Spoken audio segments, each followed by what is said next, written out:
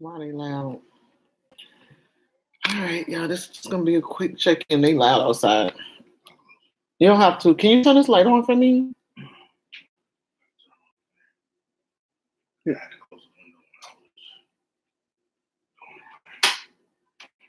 Hey guys. Hey Sarah. Oh, when you called, I was on the phone with my daughter. She was telling me about something. What's going on, guys? Just a quick check-in, y'all. I'm just getting off from work, and I just wanted to stop in and see how I feel so out of the loop with everything that's going on. Hey, sweetie, how you doing? Um, since I've been working, I feel like I can barely catch lives, and when I do catch them, I'm at work and I can't, oh shoot, sticking my tag off for work. I can barely catch lives, and when I do catch them, I have to catch them in spurts because I can't, concentrate. Work is fine. That's actually what I want to talk about. Um, Something that someone said to me at my job today. Uh, Thank you. Thank you very much. What's up, lady? How you doing, Daisy? So y'all, hey Renee. Oh, thank you, sweetie. Thank you for the support. Y'all, I was at work today and I work with this very beautiful Asian lady. She's going through a lot. Through a divorce and some other stuff that she's going through. And she said to me, and I really thought about it. She said, why does bad things happen to good people? Y'all, with the stuff that lady going through, she almost had me in tears at work. And she was just saying how her life seemed like it was spiraling out of control. And I felt so bad for her. And I was like, just give me something positive to say to her. I just need something to say to her to keep her encouraged.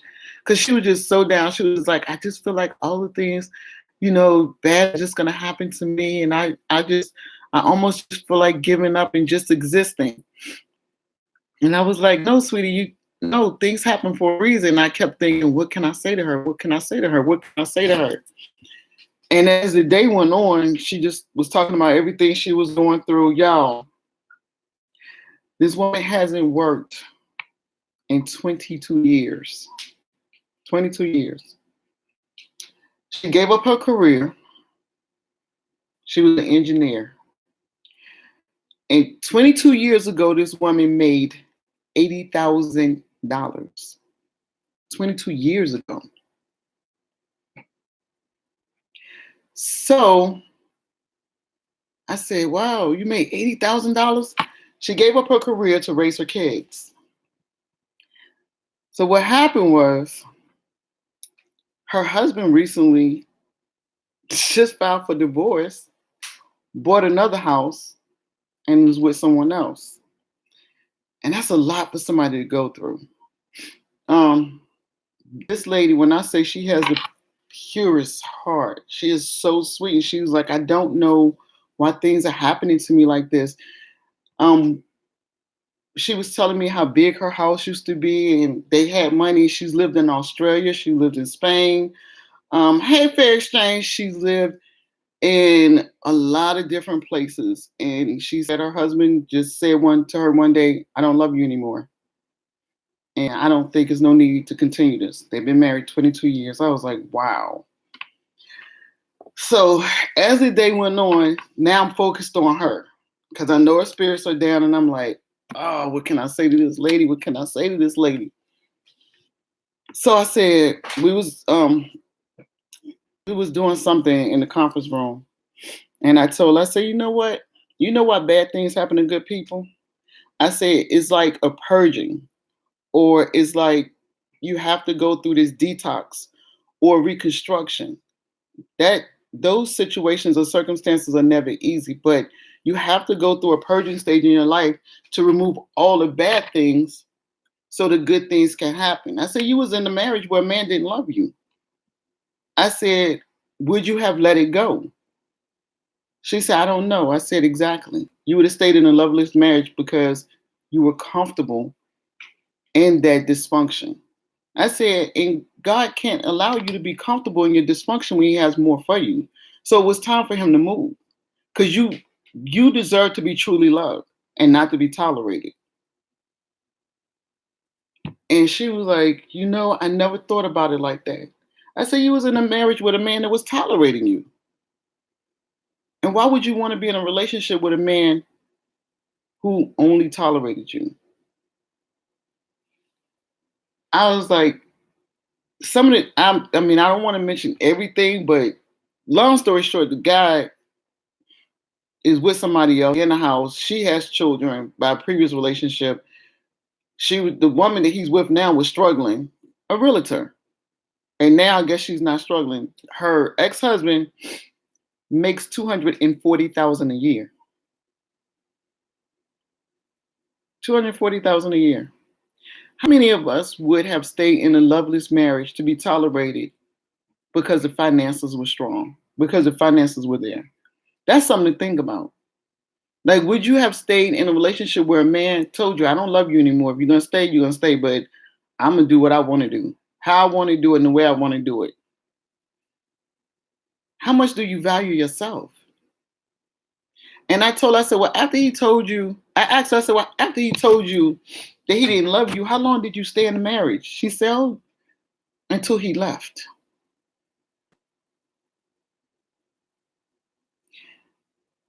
And we all could say, nah, I would never do that. We can all say that. It's easy for us to say it because we're not in a situation. Because the one thing she said is, I know you're probably judging me. I said, I'm not. I can't judge you because I've never been in that situation. I don't know what it feels like to be in a situation where I haven't worked for 22 years. My husband makes like close to 300,000. I make nothing. I have 2 children by this man. What do I do with these children? So I can't judge you. You did what you felt you needed to do for your children. And sometimes as mothers and as women, we put ourselves last. We put ourselves last. And now she's wondering what's her next step. I told her, just sit still. Stay still. Just wait. Now this is like 3 blocks from the beach, so I'm not in a cheap house. Because to live near the beach and own a house here, her mother got a house. She was like, I feel like I'm a failure. I said, no, you're not. I said, sometimes your step back is preparing you for those 2 steps up that you need to take. Sometimes we get so sidetracked with life, we forget to focus on us. Y'all, I've done it. And watching this lady, and I congratulate her every day for coming in. She said her husband told her, why don't you go find a job making $90,000 a year? You're an engineer. She was like, I haven't worked in the field in 22 years. I can't do it. He sent her to a career set.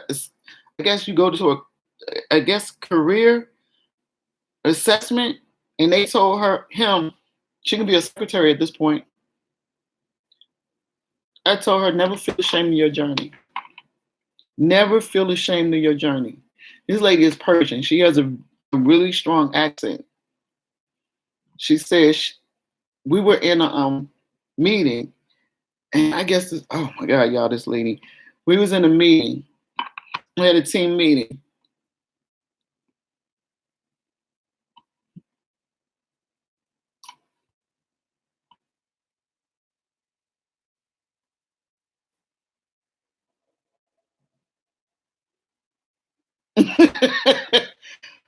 Let me tell you something. 30 years, that's a long time.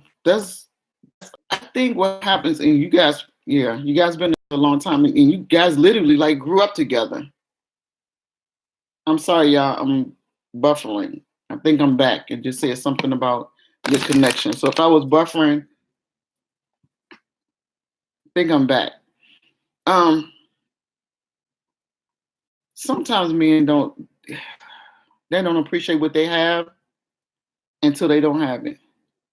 And you did the right thing. Okay, you think you can do? Go ahead, see what's out there, and see what men fail to understand is you can go out there and get a bunch of women. Go out there and get all the quantity you want, but your quality is at home. Nobody ain't gonna put up with you the way I put up with you. Because nobody know you the way I know you. Now he got this woman that he doing he moved her and the kids in the new house. Her kids don't like him. They telling her kids or his kids that he is a jerk. The woman just so enamored that he can provide the way he provides, and so she's gonna put up with anything, and she's putting her kids second. You don't move your kids in the house with a man, and your kids don't like him, and he don't like the kids. This is the situation going on now. But oh well, grass ain't always green on the other side. And let me tell you something. If you don't choose me, I choose me first. How about that? I choose me first. You don't have to choose me. I love me enough to let you go. Because I'm not going to allow you to mistreat me, and I'm not going to stand in the mirror and mistreat myself. But this lady, y'all, she breaks my heart every time I talk to her. She said, oh, back to what I was saying. In the meeting, we was in a conference meet. We was in a team meeting about a territory we getting to acquire with some hospitals. And we had to do an introduction. And after the meeting, she said, I was really ashamed to say where I was from. I was like, what are you talking about? She said, I don't like to say I'm from the Middle East because I always think people think bad about people that come from the Middle East. I said, whoa, don't you ever feel ashamed of who you are, where you're from. I said, you define you. That's who I look at, not where you're from. I said, I don't look at you because you're Persian and I think a certain way. I look at you because I feel you're a good person. I said, don't ever be ashamed of who you are. She is just the sweetest person, and she always say, and I don't know, she have this way of putting herself down that I just want to grab them like, cut it out. But she'll say, well, my accent is so thick and I don't think you guys can really understand me. I said, I understand you perfectly. She'll say stuff like, well, I haven't worked so long and I know I'm just going to be really slow. I was like, girl, you got 2 masters. What are you talking about? You're a brain. She has 2 masters and a bachelor's. Like, what are you talking about? I say, stop doubting yourself. And I think it's because her husband, she said, for years put her down. So I took a braid out. So she started buying into it. I said, no, honey, don't let anybody define you. I said, you are a good person. You stop allowing people to tell you who you are, and you start getting to know yourself so you will know who you are. Because right now she don't. Her identity is wrapped up in being a mother and a wife, and that's gone. That's why you don't make people your world. You make them a part of your world. Because if they decide to walk away, you still can coexist in your world. And they didn't snatch your whole world away from you. I'm like, oh my God, this lady. And oh y'all wait, I didn't tell y'all how old she was. She's 62. 62 years old. She is just as precious. Actually, she was she in that live I did in the conference room? She was, because she kept saying, all we doing is stickering. That's all she kept saying. That's what I remember her saying, because she's so funny. And she has a sense of humor, a beautiful woman. And her daughter, oh my God. So her daughter was auditioned for American Idol. Her daughter sung for Stevie Wonder. When I say her daughter can sing, her daughter can sing. But because of all the things going on, her daughter, I guess, has gotten distracted or sidetracked. But her daughter is beautiful. But they're going through a lot. They're going through a lot. This lady is 62 years old. She has a 24-year-old and a 17-year-old. She said, my life is my children. I don't have a life outside of them. Yeah, that's scary. That's scary. For your life to be so involved in somebody else, and then your kids are going to grow up. And in her situation, her man decided he didn't want to be there anymore. So now what? Now what? It's like she's starting all over again, and I'm so proud of her because it's never too late. And that's what I keep telling her. It's never too late. She keeps saying, I wonder if I'm going to fall in love again. I said, yeah, you are. You know where it starts? With falling in love with yourself. That's where it starts.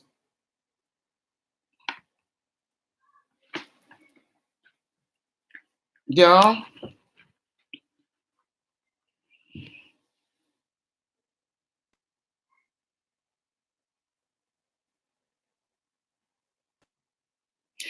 I did a live and she was in my live, Sarah.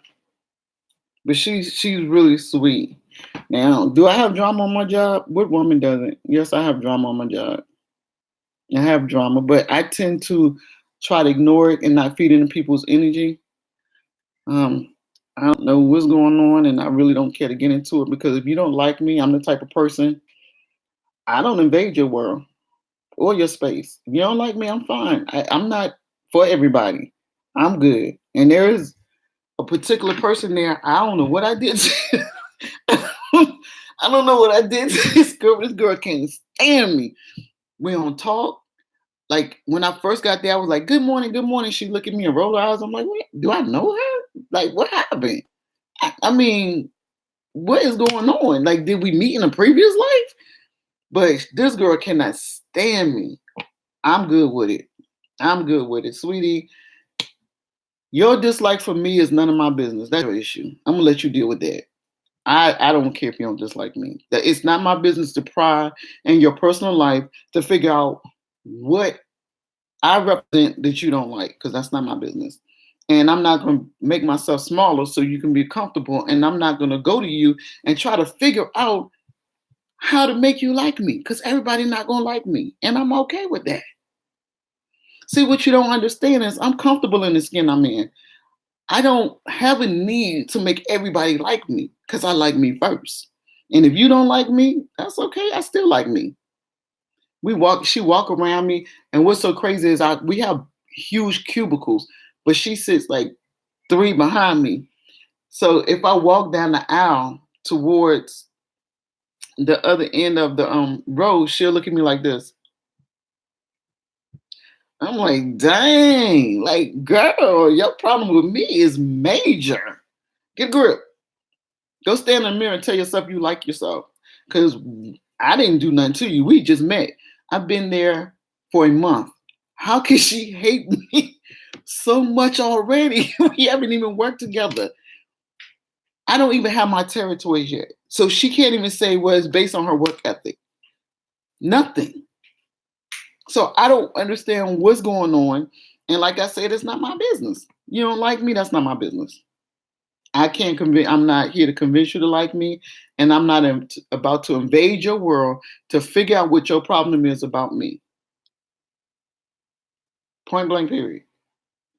This girl can't stand me. It's funny to me. Um, the lady that was talking about that started with me. She said, "Why don't she like you?" No, she said, "Why don't she always look at you like that?" I said, "Cause she don't like me." She said, "But why don't she like you? Why don't she like you?" I said, "I don't know." She said, "You don't care?" I said, "No. Why should I? It's not my business. That's not my business. When people don't like you, it's not your business to invade their world to find out why they don't like you. It's not your business. If they're not going to sit down as adults and say, listen, this is a problem I'm having with you, then you shouldn't go dig. And besides, I don't have a relationship with this person. I just met him. Now, if I'd known her for like months and we had encounters, then yes, I would say, is there a problem? If we were good initially, I would say, is there something wrong that we need to sit down and talk about, put on the table, and get a clear understanding? However, that's not the case. This girl just don't like me. And I don't know what. And sometimes I can be petty, y'all. I got a petty bone in me. Yes, I can miss petty Betty sometimes. So sometimes when I know she looking at me, I put that little extra walk in it. Or I'll do like, oh, this is so petty. I'll do like this. So she can, because I catch her looking at my hand all the time. So I know she's single. And I'm like, and wait, y'all, it's a young girl. She got a 3-year-old. So one day I was talking and I was telling her that my oldest son was born in. Oh, and I'm gonna tell y'all about the ring story in a minute. I told her my oldest son was born in '86. She was like, "How old are you?" I was like, "Dang." I said, "Is there an issue?" She was like, "You had a child born in '86." I said, "I have two kids that was born in the '80s." So that, I mean, she always talks to me. She talks at me. But anyway, so she understands I'm not no young girl. So she still don't like me. So one day we was sitting at the conference and we was doing something, and she asked me about my ring, and I said, "Oh yeah, I've had it for a while." Blah blah blah blah. This girl said, "Are those real diamonds or are they cubic?" I said, "She trying to take a dig." I said, "Did a man buy you a cubic before?" She was like, "Why would you ask that?" I said, "I'm just curious. Why would you ask? Was my ring cubic zirconias?" I said, "I no." You 33? My oldest son will be 33 in July. In July, I almost forgot when the boy birthday was. So 33 July, 32 December, 31 January, and then 28. So right now, they 32, 31, 30, and 28. Yeah, something like that. You know, when you got a lot of kids, you got to think about it. You got a lot of kids, but I think she was trying to be funny. Point blank. Period. What girl? Um, Sarah, sweetie, ain't nothing old about me. I'm seasoned, honey. I'm seasoned. And let me tell you something. You can learn a lot from women my age, in their mid 40s, 50s. Yeah, mid 40s, 50s, even 60. I didn't see a 60-year-old woman get it out there. I was like, whoa, girl. I went out with my daughter, y'all. Went out with my daughter. And you know it's a trip to here? Ooh, I hope I look your age, but I hope I look like you when I get your age. How old are you? 40? Girl, you look my age now. You 40, you look my age now. What you doing? Stop doing it. Don't do it no more. Oh, when 20 you old like Miss Sarah in there talking about you old. Girl, let me tell you something. Time creep up on you quick. I was just 21. Seemed like yesterday. I was just 21. I ain't have all these daggone kids. But I got a bunch of kids now and a bunch of grandbabies. And I'm like, when did that happen? I was just 21. Just 21. And I think that's why little Miss feel like her life is over. She like 63 and all she's known is to stay at home and take care of her house. I told her, I said, girl, your life, you just starting new. Not over, just starting new. Sometimes things got to be torn apart to be put back in the right order. And you need to get that, you need to purge that man.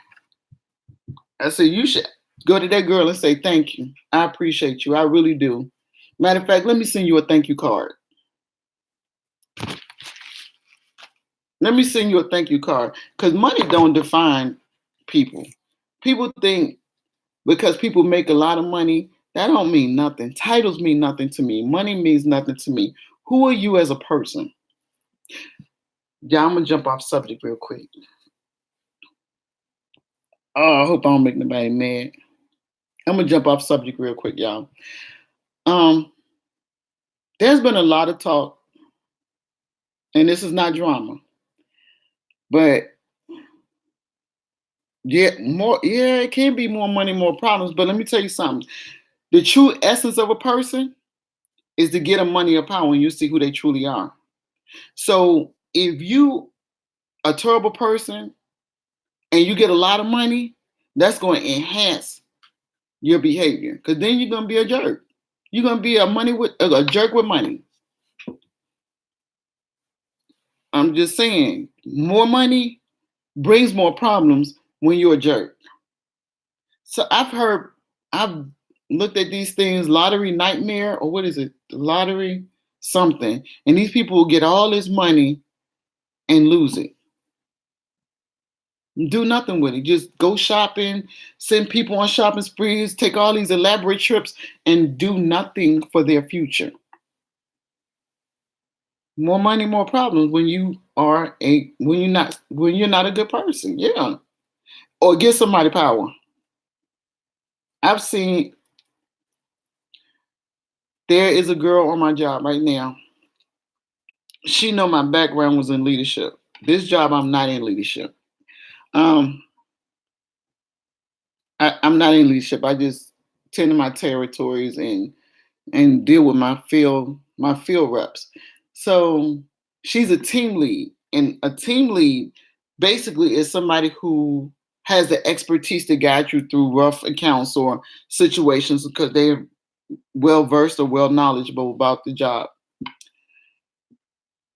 This girl seems to need to challenge me all the time. Well, in this place, I was like, listen, hold up. I know I'm not as sharp. I know I don't work as sharp anymore, and I know I'm not a supervisor. I'm just here to get my check and do my work. I don't know why this girl feels the need to challenge me. And every time she does, I'm like, look, we good. Because I'm not about to play those games. I don't play these mind games that some people do. Look, I'm smart enough to figure out what you're doing, and I don't do it. And besides, if I wanted to do it, I'll make you mad, and then you can make me.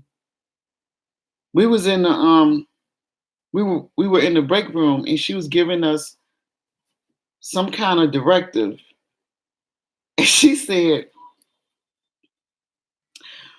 well, I took a net out to the other file cabinet. I was like, who the heck? What? She took in the what? Oh girl. I was like, so you must have just happened into that position, but they didn't groom you, they didn't prepare you, they didn't polish you, they didn't do anything. They just like you the team lead. She said something else. And I was like, what in the world? Her vocabulary is awful. She sent us an email and it was just, I had to decipher the email, but she's good at what she does. She's really good at what she does. It's just like, girl, please don't challenge me. Anyway, that's not what I was going to talk about. So that's not what I was going to talk about. Because we got off on more money. Yeah, it is a mess.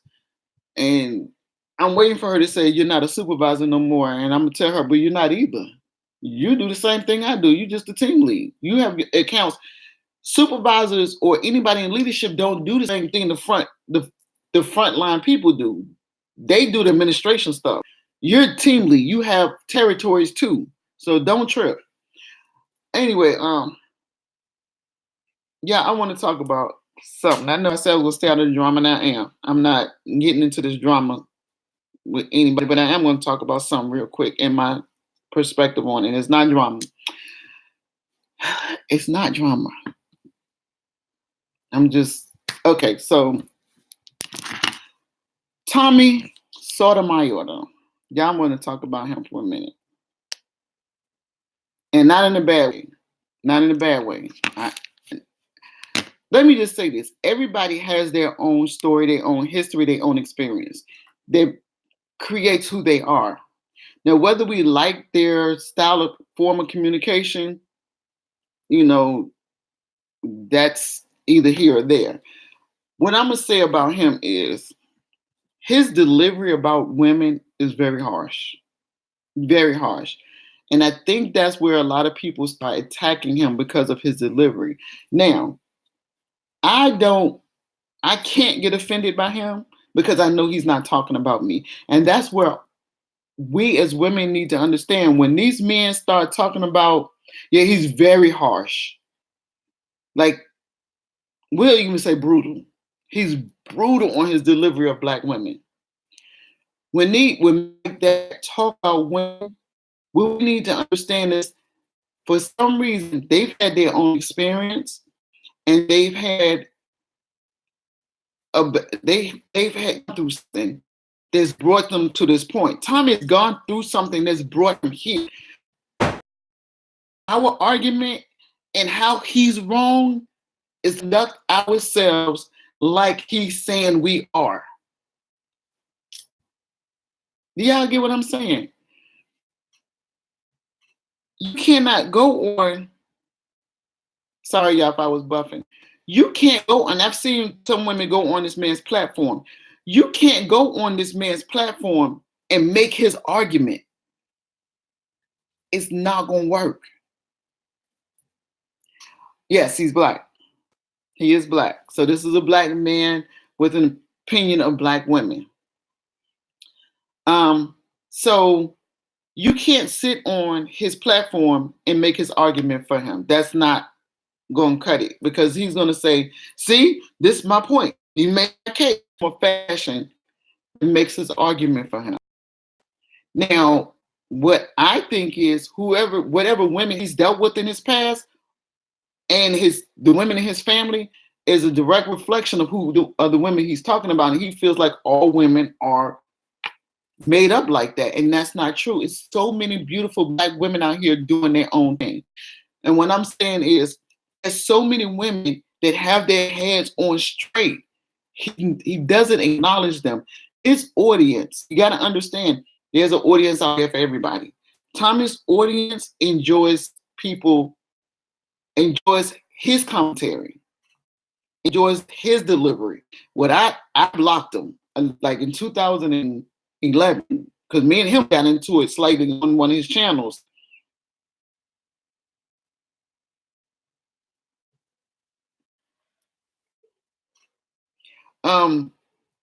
Me and him got into it on one of his, I guess the channel was down, but he was talking about how black women are ignorant and how they worse mothers. And I was like, what?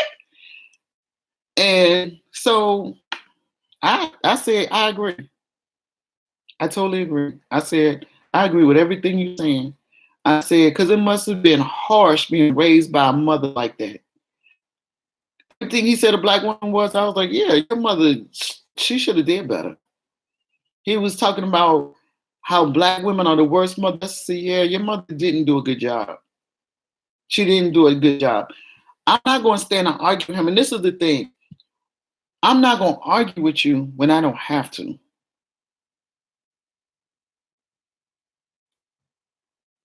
Fair exchange is awesome. And by the way, when I heard you on Ask April's channel, I was like, who is that speaking? Like, where's she at? Can I subscribe to her channel? What's going on? Where's she at? And then I realized it with you. I was like, oh shoot. But y'all, it's no need for us to go back and forth. I am so proud of April. And I'm gonna say this again. I am so proud of April. April has found her path out of this mess. Tommy is another way for people to get clicks and views. Why are we arguing with this man? Yeah, we making his point. Stop arguing with this man. And then why would you want to argue with him? Because he's gonna bait you into these arguments, and then he's gonna say, see. And this is gonna sound harsh, but I know women like he's talking about, but I don't think women like all women are like that. I know women just like the women that Tommy's talking about. But do all black women act like that? No. Let me just say this. My grandson's mother, the one y'all see on camera here sometime, she is the epitome of what he's talking about. But all women don't act like that. All women are not like that. So when he was talking about it was just a mess, y'all. I was like, oh, I can't. How do they listen to this man? And what are they trying to do? Why are they over there arguing with him? And then the women, that want to go on there, appear halfway, come across halfway intelligent. They don't argue with him. They find themselves agreeing with things I don't think they would normally agree with. Like, yeah, I can see your point. Yeah, I can see your point.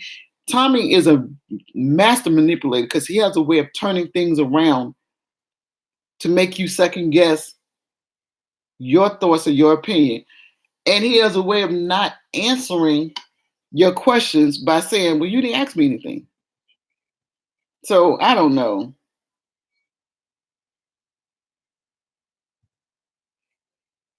Yeah, he has said all y'all black women.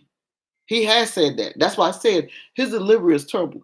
He says all y'all black women. That's why I said, why argue with somebody who says that? Because when they go over there, he's they're solidifying his view of black women. So he does say all black women. He generalizes. And that's why I can't support him, and that's why I don't agree with him. Because all black women don't conduct themselves like he do. All right. Now, okay. All black women don't conduct themselves like they say he do. It's terrible. He'll say something, he'll say, all black women. No, bruh. See, if I was to ever get on his panel, see, this is, y'all got to peep game with Tommy. Peep game. He'll say all black women, all black women, all black women, all black women. But if you get up there and say all black men, he'll turn it around on you. Tommy's good at gaslighting. He'll turn it around on you and say, well, why would you choose a man like that? Why wouldn't you date better? Because he still has a way to blame you, even when you're trying to turn it around on him. So you have to be able to maneuver with him. You have to be able to navigate around him because he's going to try to turn what you're saying around on you. Somebody said something about he was talking about women, and the person tried to turn it around on men, and he said, well, why would you date a man like that? Wait a minute, hold on. So now we're talking about men, but you still trying to turn it around on women. So Tommy has bad experience with women. Bad experience. I remember at one point, a long time ago, I was watching his channel, and he said he would sleep with a black woman, but he wouldn't date one. And I was like, wow, who would sleep with you? Like, do they know you have this YouTube channel and you talk about them in this form of fashion, or are they just wanting to be wanted by anybody? Like, who would put themselves in a position to date him at that time is what I was thinking. Now, I'm just like, y'all just giving this man commentary. Y'all stop going on this man platform because y'all making a case for him. And no, it's not every woman. Every woman doesn't act the way Tommy says, and he's very brutal. That's like black, and then he'll bash a black woman for saying black men, all black men, and all black. Well, why are you dating that type of man? Well, Tommy, why are you surrounding yourself with women that make you think all women conduct themselves the way the women you choose to surround yourself with? I'm just curious. I need to understand. So I saw that, and I don't know how he came up in my recommendeds. Yeah, yeah. I don't know how this man came up in my recommendeds. I don't know. Maybe because I'm.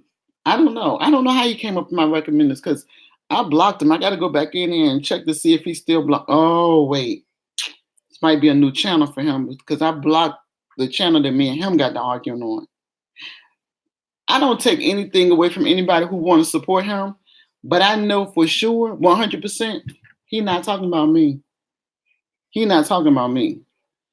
So if you want to support him, then okay, oh well. But I can't support him because I just don't like his delivery. I don't. And this is my thing. How can you get somebody to see they wrong when you're in the midst of attacking them? I'm not gonna want to hear what you gotta say. How you gonna attack me and tell me my life is wrong, I'm wrong, my decisions are wrong, my movements are wrong? You're attacking me, but you want me to change. I'm not listening to you. I don't want to hear it. I don't want to hear it. You can't call me dumb to try to make me smart. How does that work? You constantly calling me stupid in hopes I get smart and hope I can get smart. Really? Somebody help me make this make sense.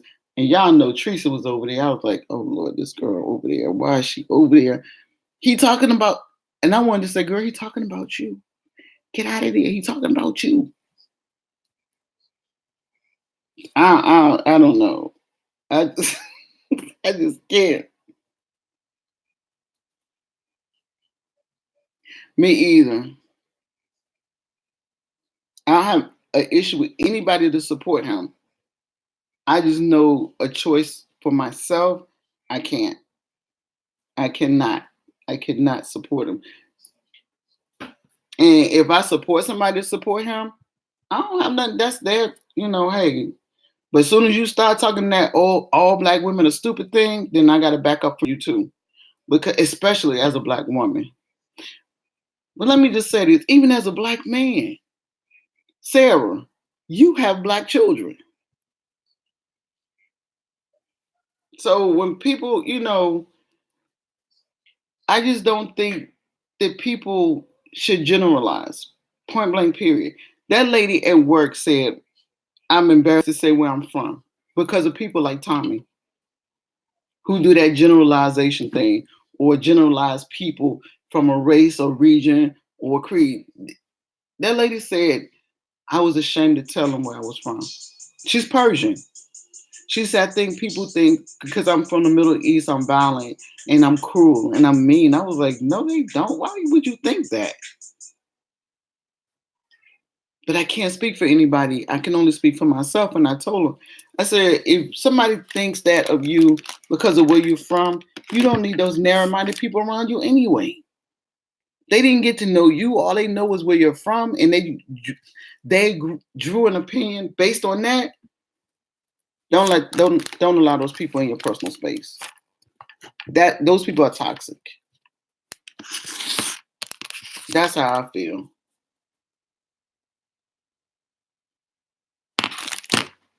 But yeah, I had a good day at work. It was interesting, even with the girl who don't like me rolling her eyes at me. And she young. She got a 2-year-old. The heck? It's my ring cubic zirconias. Like, girl, who gave you a cubic? You couldn't tell the difference? Like, what happened? She was like, well, no, nobody gave me a cube. I said, well, my ring is not a cubic zirconia. No, it's not. I was just asking. Kimmy, I was just asking. If somebody start a statement off like this, I'm gonna ask you something, but I don't want it to offend you. That's what you're about to be offended. If somebody say, well, I gotta tell you something, but I don't want you to get mad. You're about to be married. If somebody say something to you and they gotta give a disclosure in the beginning, that disclosure is preparing you to be what exactly they say they don't want you to be: pissed off and mad, offended. That's why I don't. Hey, how you doing, King Ty? How you doing, baby? That's why I don't give disclosures in the beginning of statements. I always try to understand how I make people feel when I speak to them, or if I should speak to them, because I don't get along with everybody. My energy, my spirit don't match up with everybody's. It really don't. So I try to avoid it. Now before, I was a hellion. If your energy didn't match my energy, I make you bow down. Not really, but I would make you uncomfortable. If you was making me uncomfortable, I felt the need to make you uncomfortable.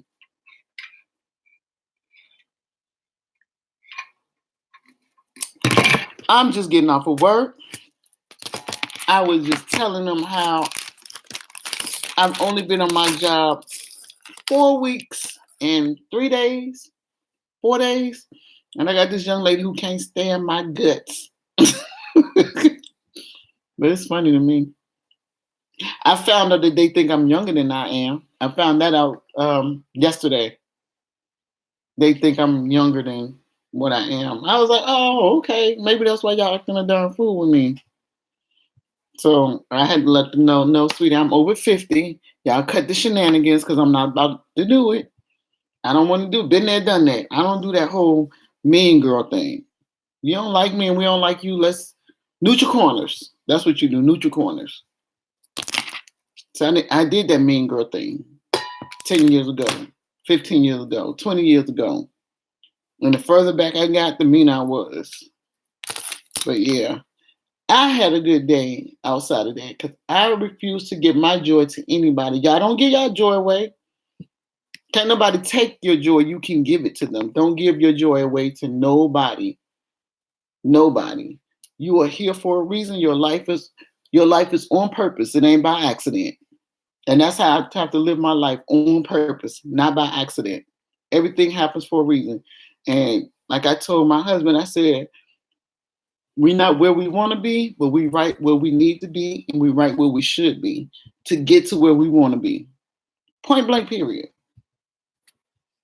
So our life is on purpose. Our journey is for a reason. I wake up for a reason. My life is on purpose. And because it's on purpose, I don't take it for granted. Every day that's given to me, I'm thankful for. I have to be.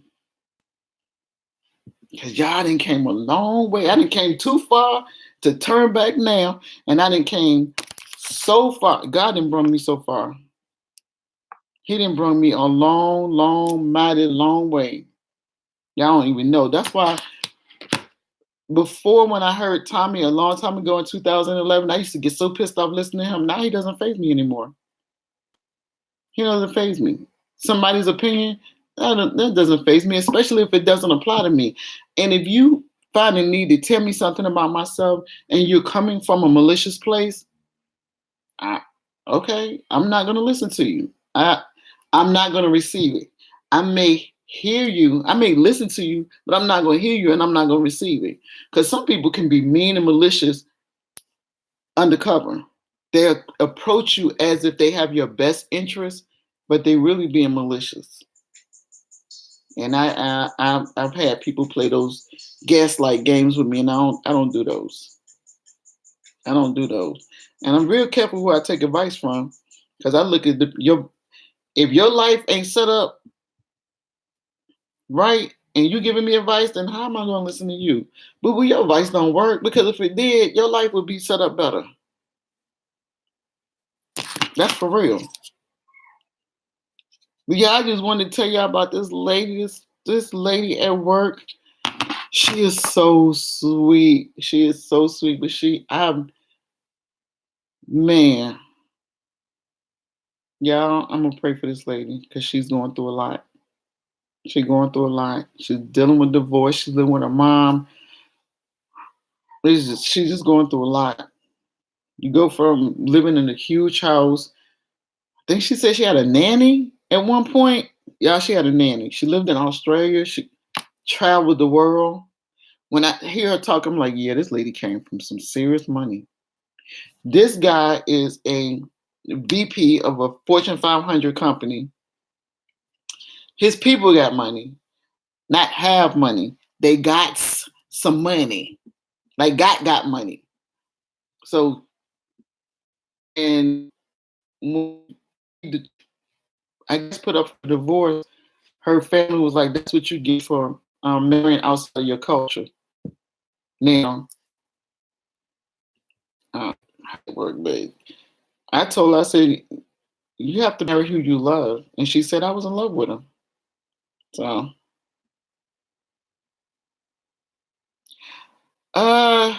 yeah, she get a lot of,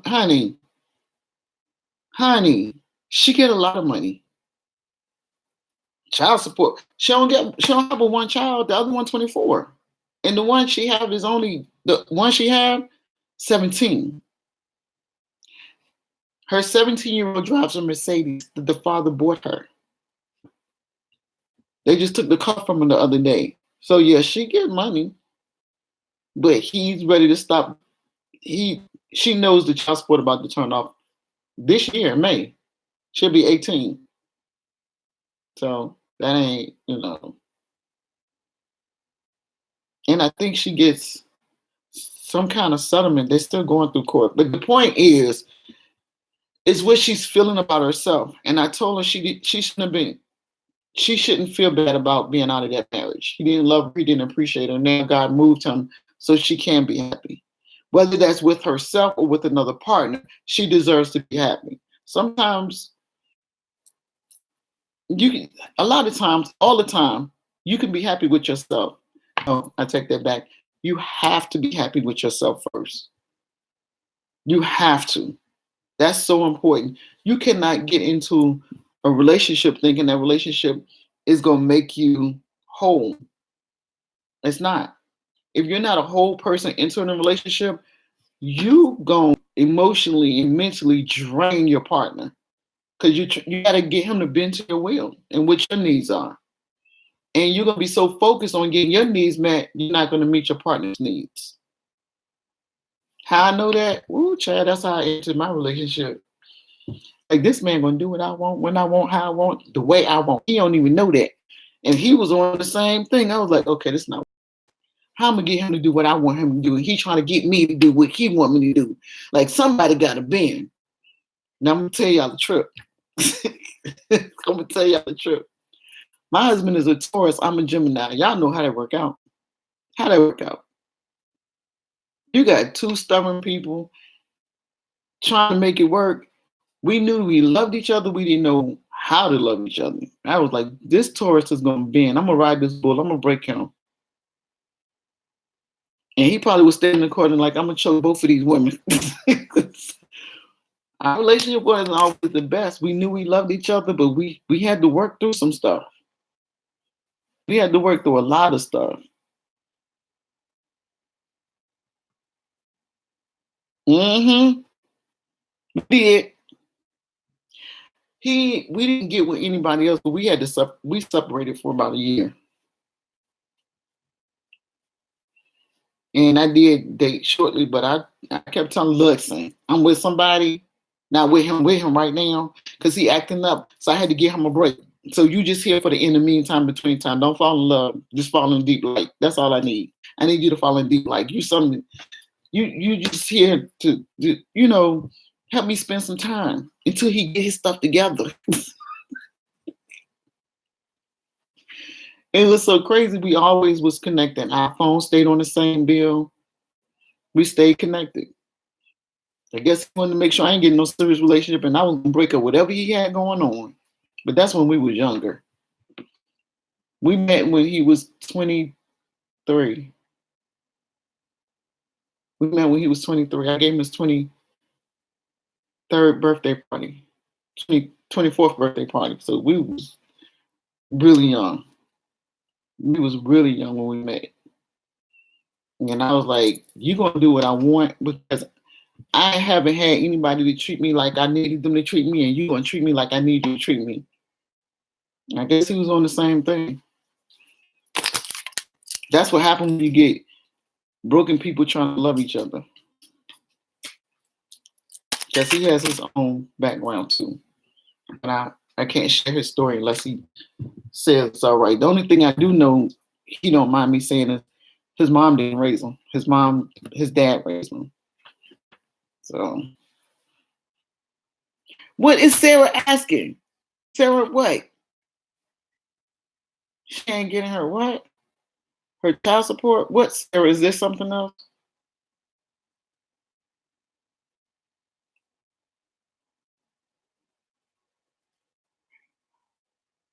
How, what? Right, how was you? How old am who? Me? Are you asking how old I am?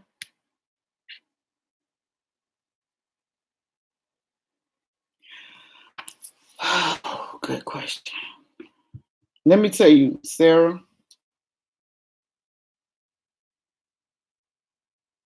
He was 23. I was 27, going 28. Because I broke up with my children's father when I was 26. Um, the journey to loving yourself is not easy. It's one of the hardest paths you're gonna ever have to take. It's gonna be, first and foremost, you gotta accept your shortcomings, and that's not easy. You gotta accept your shortcomings. You gotta give you for a lot of things. A lot of things. I don't know what you did in your life, but I know my shortcomings. Let me tell you my story. So there was a seed planted, and instead of uprooting that seed, I kind of let it bloom. I continue to let these weeds grow because it wasn't the flowers, weeds. So I was told that I wasn't going to be amount to anything. I wasn't going to be anybody. I was going to be worthless. No man was going to want me. This, not mind you, I'm 12. I need to him 12 because my stepfather told me. No man was going to want me unless they was 12 years old. Now, how you going to tell a child, and a man going to want you unless he's sleeping with you? I wasn't smart. I wasn't talented. And these things, when you hear them, you just lost. Because stuff. Let me tell you something. Hold on. Let me get here. Stuff like that will lose you. You don't know who you are. You don't know which direction to go. You don't know whether you're going up or down or around. So what happens is you have to sit still, Sarah. I don't believe in vision boards. I don't, because I think a vision board is something that you look at. But what you need to do is take stock of your life and decide what things do you want to change. What do you want to change first? Because you all got to start. You start with step one. What things do you want to change first? This is an exercise I used to do. I used to get myself in the mirror. My reflection in the mirror was the life I wanted. So I always looked at it as a parallel universe. So the person on the other side of the mirror was the person I wanted to be. The person that I am is the person I didn't want to be. So I had to figure out how to switch those images.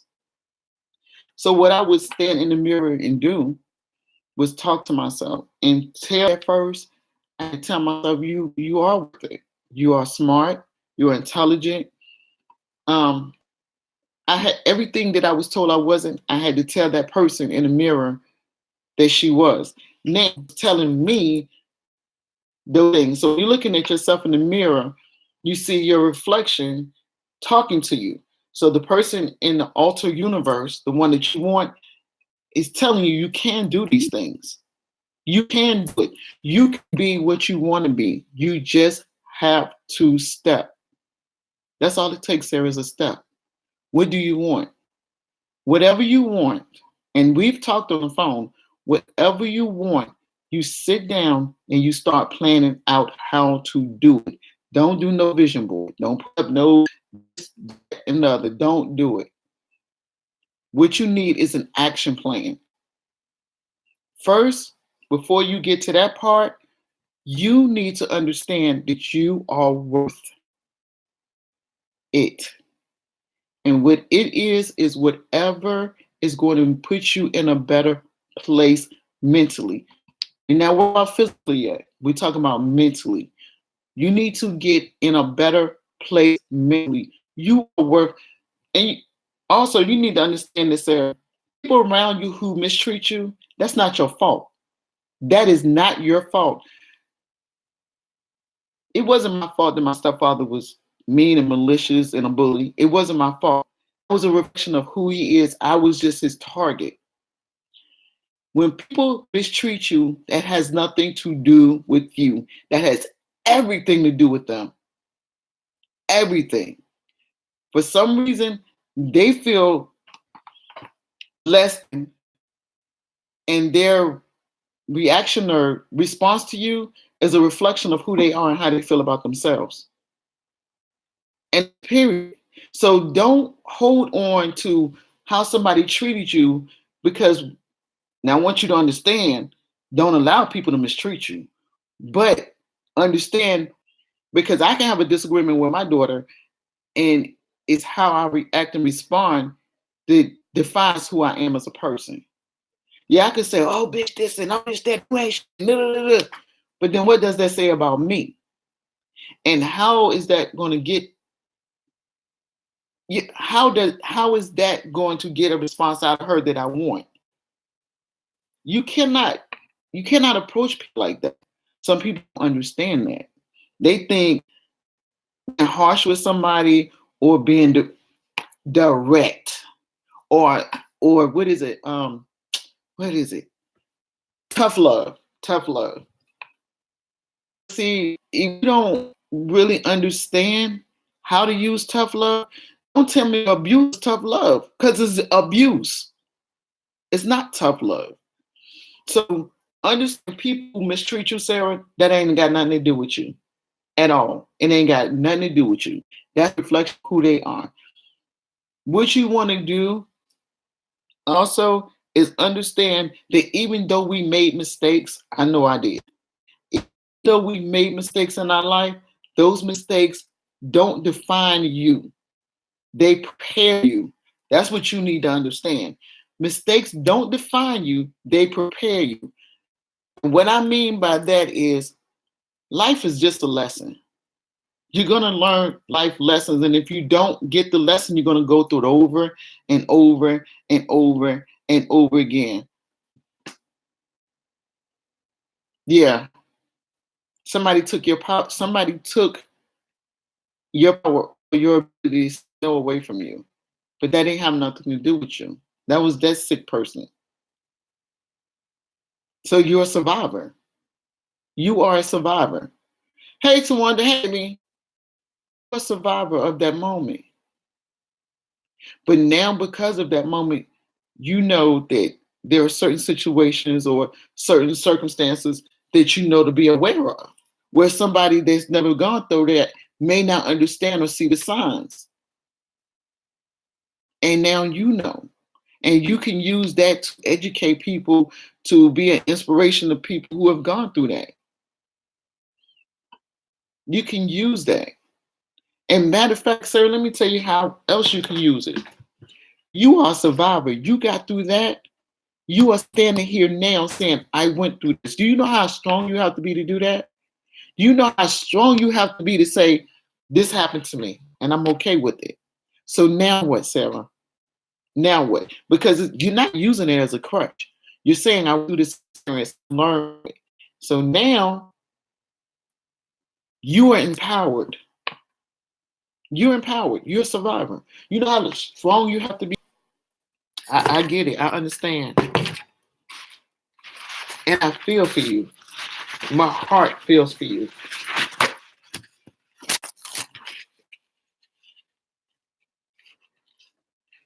Sarah, you're gonna make me mess up my makeup. You know, I came on camera because I got makeup on and I thought I was cute. And you about to make me mess up my makeup.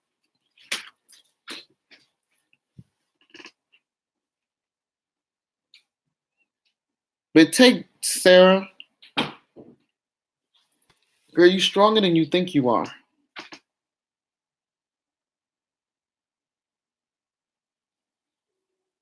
No, you fine, girl. You fine. I know we far apart, and sometimes I wish I was closer to you so I could give you a hug. Because I know me and you talked offline. So, and I know what you're going through, and I know what you've been through, but you have the capability to make a change. Sarah, let me tell you something. I talked about California 2 years. I was unemployed 2 years. I talked about California 2 years. I didn't know how I was coming over here. And I had no idea. I was like, I'm going, I'm going, I'm going. When you want to do something, speak it into existence. Don't say things like, I hope. Don't say stuff like that. I hope this change, because that's not going to manifest a change. Don't say things like, well, I want to do it. Don't say stuff like that. Take out hope and want. What you have to do is say, I am going to, when I know I will. So that's how I manifested coming to California. I manifested coming to California when people say, are you going? Yeah, I'm going. How you going? I don't know. I know I'm going. When you going? I don't know. I know I'm going. I said that for 2 straight years. 2 straight years. I kept saying, I'm going to California. When you going? I don't know. You going to California? You still going to California? Yep, I'm going. So when you going? I don't know. And then I got to the point, people would ask me so much, it was almost like it was a dig at me. Like, you still going to California? Because it changed to, you going to California? Yeah, to, you still going to California? What I would say is, I am going. When God says, right time for me to go, I'm going. Exactly. Let me tell you something. When they say power of the tongue is life and death, words are powerful. Words are powerful. You have to be careful with words you put out into the universe. I used to say stupid stuff like, when bad things don't happen to me, I'm just not surprised when bad things happen to me. It's just when good things happen to me, I'm surprised. So a bunch of bad shit kept happening. I'm like, why bad stuff keep happening? Oh, I keep calling it to the universe. You want change? Speak your change. Now, change may not happen right away. Remember, I said I spoke it 2 years. 2 years. Change may not happen right away. But what you do is you put your action plan in place. Don't do no vision board. People are overwhelmed with these visions. Oh, I'm gonna do a vision board. I'm gonna do it for what? What is your action to the vision? What is your action? Y'all, let me tell you how I got to California. I had no income. Shane was paying the rent. He was traveling all the time. I had been laid off. My son got his taxes. My son gave me $1,200 out of his taxes. I said, I'm out. Just like I said, I'm out. I'm gone. $1,200 is gonna put gas in the car. I'm going to California, and that's all I had is gas money and to eat on the way. What you gonna do when you get there? I don't know. I'm going. But well, do you know what you? Nope. I don't know. God told me to go. I'm going. I prayed and said, God, if it's not meant for me to go to California, block the way, block that path. Do not let me go if it's not anointed by you and blessed by you. I tried to get a job in Charlotte. Every job, I almost got on a McKeeson. McKeeson was coming to Charlotte, and they called me for a supervisor position. Then they called me back and said they decided to open an office in Raleigh. What I consider, I said, Raleigh is the last place I'm living. I'm not going to Raleigh. That's what I'm not going to do. I got a bunch of family in Raleigh. A bunch of family. My family is what Tommy would love to talk about. Tommy Sotomayor would eat up my family in Raleigh. And so I was not going to Raleigh with my family. So I was like, no, all right, exchange. Okay, baby. I was not going to Raleigh. But anyway, I asked God to block the way, and I couldn't stay in Charlotte with the way things was going. I didn't have nothing to leave. I took that $1,200 and got on the road. I crossed the line with $50 left. I said, okay, God, I'm here. Now what? Y'all been here 6 years this May. 6 years. I was not afraid to make that step. I was not. I knew I was leaving. I didn't know when I was leaving. I knew people was doubting me, and then people started trying to convince me not to come. My cousin even said, yeah, let me tell you something. Sarah, you could do it. You can. And I know you have small children, but let me explain something to you. I left Richmond when my children wasn't even in school and went to Charlotte like that. Did the same thing. I did the same thing. Just when they got grown, I came across country. But I left Richmond when my kids were really young. And I moved to Winston-Salem first.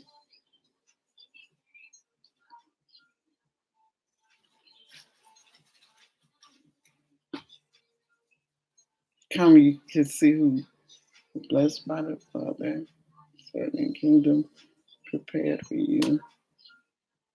Foundational. Oh, come on now. Come on in here. Come on in here.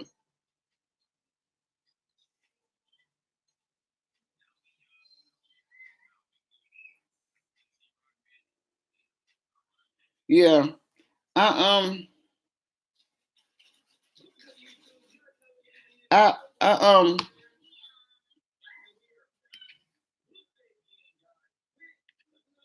Okay, wait a minute. You're going too far now.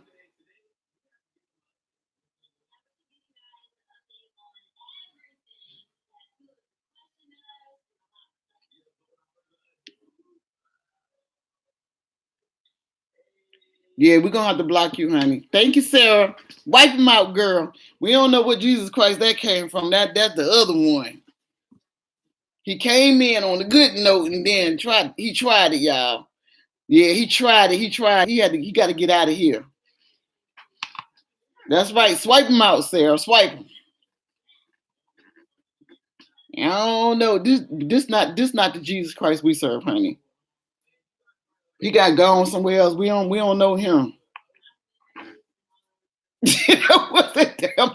You know the devil will come in sheep clothing. You know he coming. He'll come and hide and try to sneak in and try to get you.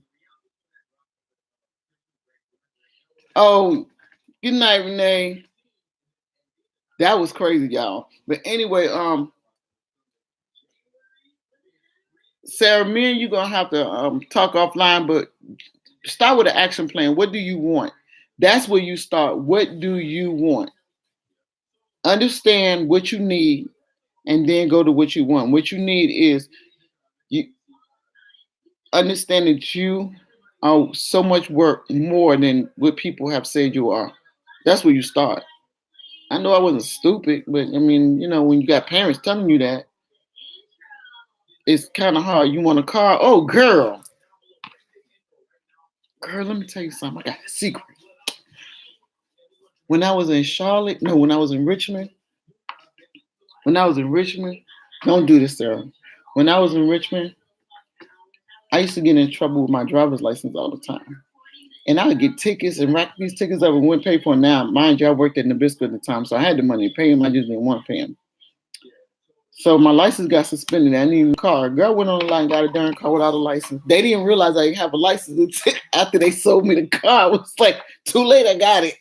But a car is something that you can work towards. I mean, I don't know if you want to finance it or if you want to buy it outright. I know in Charlotte they used to in Charlotte Goodwill used to give cars away.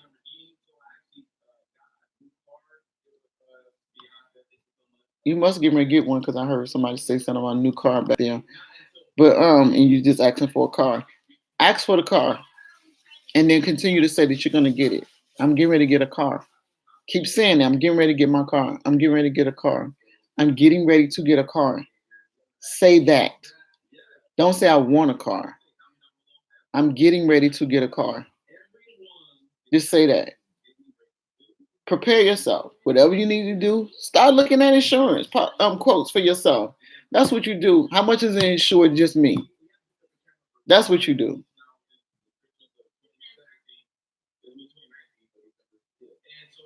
Oh, you want to get a car where you can make payments? Okay, that's fine. That's fine. Start looking for insurance. Start doing things where you're preparing yourself for what you want.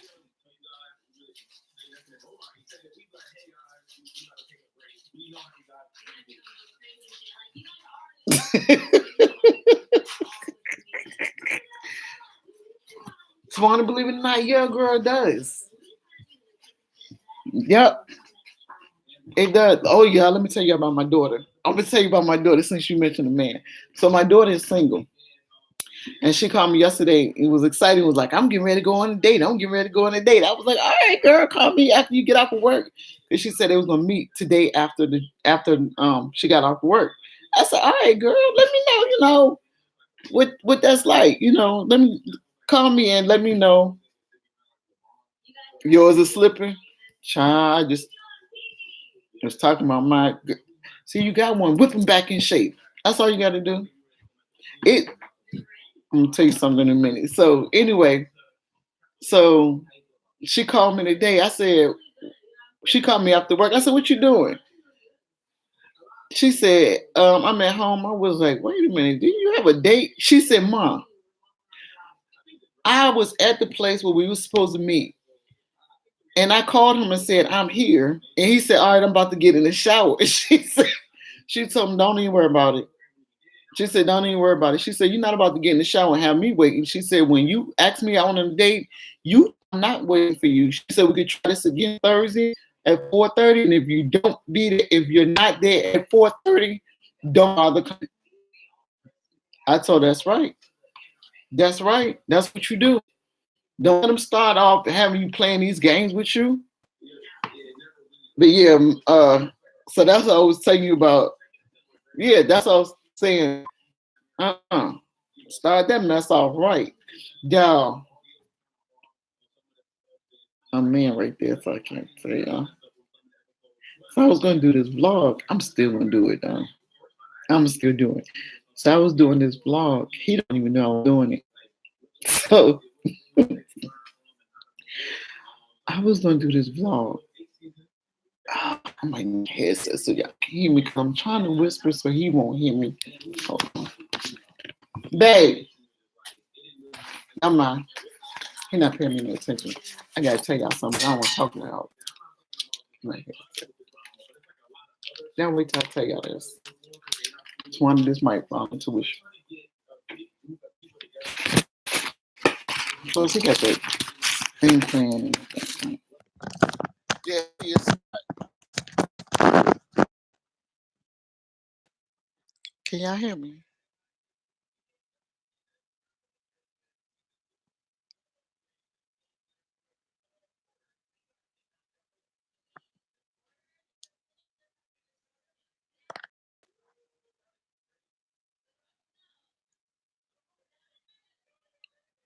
Okay, y'all can hear me?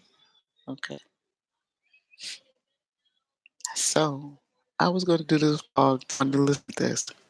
I was gonna do this vlog um about my husband. So I told you we met when he was really young. So I filmed him like he would let me get in the car and would open the door. And he was just this vlog couple. I forgot what they're called. I'm gonna put the vlog anyway.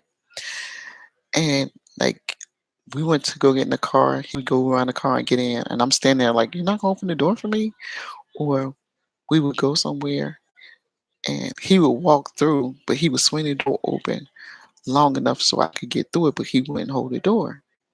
So I was like, "This dude is getting on my damn nerves. Like he really not holding the door for me. Like what is wrong with him? Why don't he know to cater to me?" And then I thought about, it, I was like, "Dummy." You told him he didn't have to cater to you, not by saying you don't have to do this, but by always being that strong, independent woman who act like she don't need nobody to do nothing for him. So he took your lead, he took what you said, and he ran with it. Now you mad because he listened. I was, oh, I just said, babe, you don't have to buy me flowers. I don't need flowers. Then I was like, as I got older, I was like, why you don't ever send me flowers? He used to open the door for me. I'm like, you open the door, just start the car up so it could be warm when I get in the car. So now I'm like, why you don't open the door for me? Y'all, men follow our lead. Believe it or not.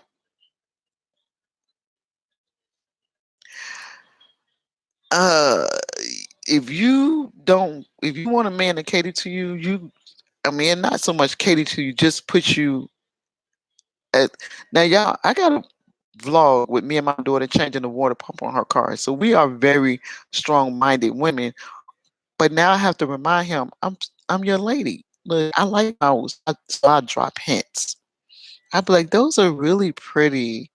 Don't you think those are pretty? And he'd be like, you want flowers? Oh, only if you want to get me some. So I have to start dropping hints because I gotta undo what I did.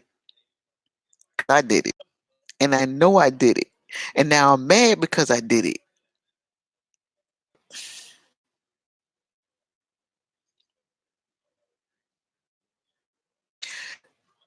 That one didn't listen either. Our communication was terrible. And the worst thing you could say to a man is, "Babe, we need to talk," because it's. I think they get fearful when you say, "We need to talk," because then they all automatically start thinking about the worst thing. So how I get him to talk is say, "Oh, I got to tell you something," because you say we need to talk. For some reason, that strikes fear in them. Like, oh Lord, oh shit, what I do? That's what they think. What I do? Um, It took a while for me to get him to be able to, for us to be able to talk to each other where we can hear each other. Like I said, he's a Taurus and I was a Gemini. Well, I'm a Gemini, so those two signs, man, we used to bump heads all the time because we were so headstrong and having our own way, and we needed to understand that being in this relationship, it was about both of us, not just one of us. And for a while, I needed him to see it my way, and he needed me to see it his way. So what happened was we didn't see each other's point. So then we had to figure out how to listen to each other, to understand each other, and that was the fight. Because sometimes when you're in a discussion, your objective is to get the person to see it your way, and we forget that that person has an experience too. Oh Lord.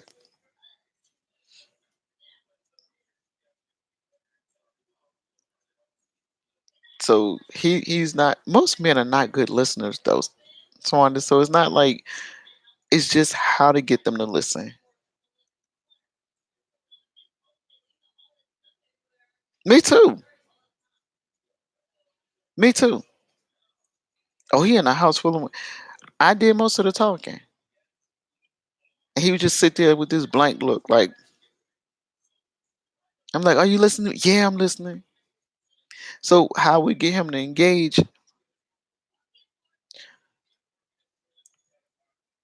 That's a cop out. He used to do that. I am who I am. This how you met me.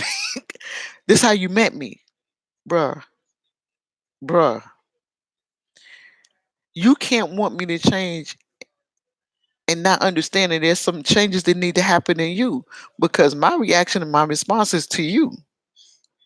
So if you don't like my reaction and my response, then there's some things you're probably going to have to change too. So it's both of us. It's not just me. We're in this together. A relationship is one or more people, and this relationship is us two. So you saying, this is what I used to tell him, because that's a very thing he used to say. I am who I am. That statement says I'm not willing to change. That statement says accept me for where I'm at. But growth has to happen. So when I talk to him, I say, I understand who you are, but you need to understand that this relationship is about us and not just you. So how can this work for us? That's how I started making him think about stuff. How can this work for us? Not just you, but for us. I used to do stuff like, why do you love me? And don't say you love me because you love me. Because that's not a reason. You got to have a reason to love me.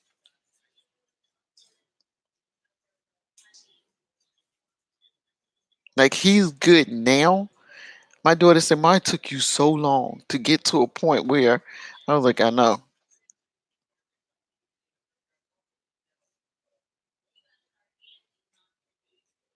Mm,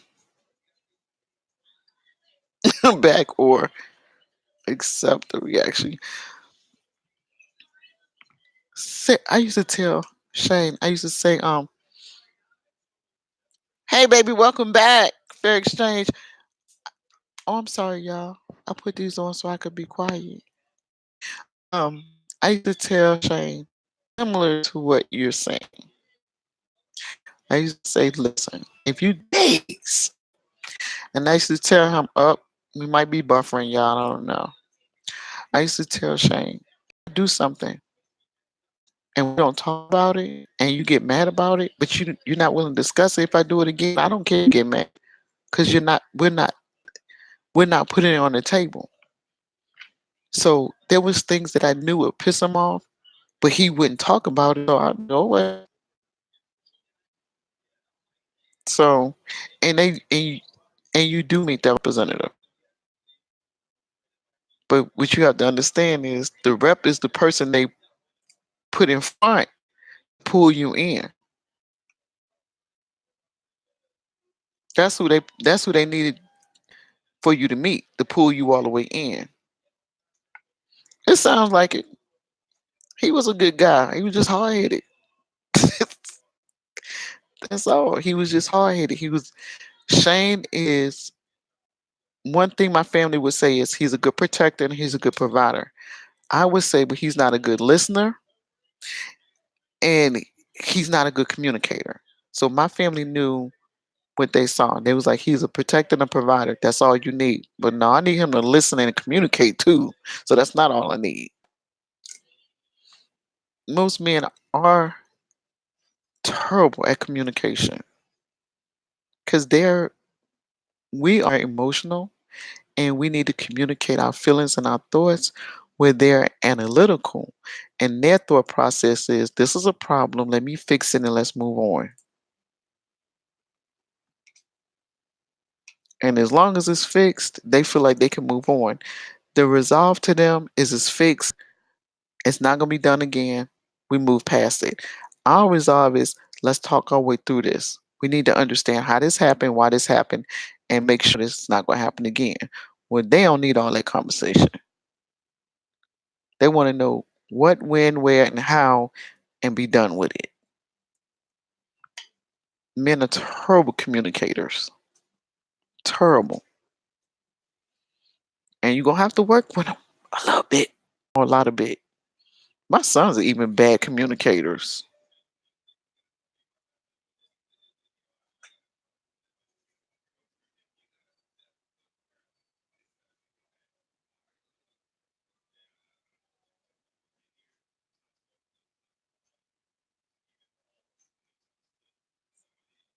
All right, baby.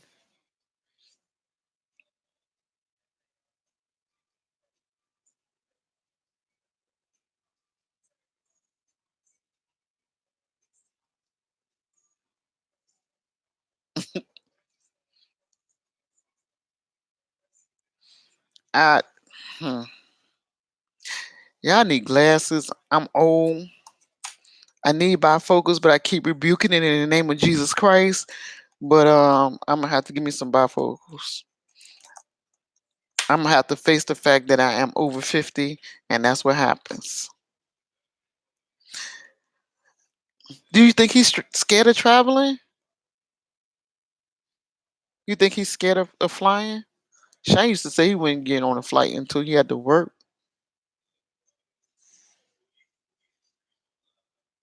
I thought about it. I was gonna go to CVS and see, cause the some of the women I work with were readers. I'm like, where do you get them from? One girl said, I go to CVS. I'm a I'm gonna have to go to the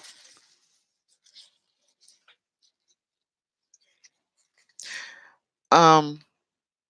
Darn, he sound like Shane. He sound like Shane. Shane get in the comfort zone and that's where he at. Some men just don't like change. Do we have a Dollar Tree here? We have a 99-cent store. I don't think we have a Dollar Tree.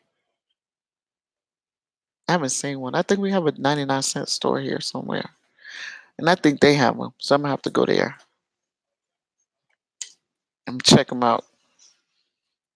Because I really need them. Y'all ought to see me at work. One day, one of my contacts had something there in it. And I was reading the paper. Y'all had to read like this. The girl said, what is going on? I was like, my contact is out my eye. And my glasses was here. Yeah, I'm gonna go and see. But how old are your girls? Are your girls old enough to stay at home, or you have young daughters?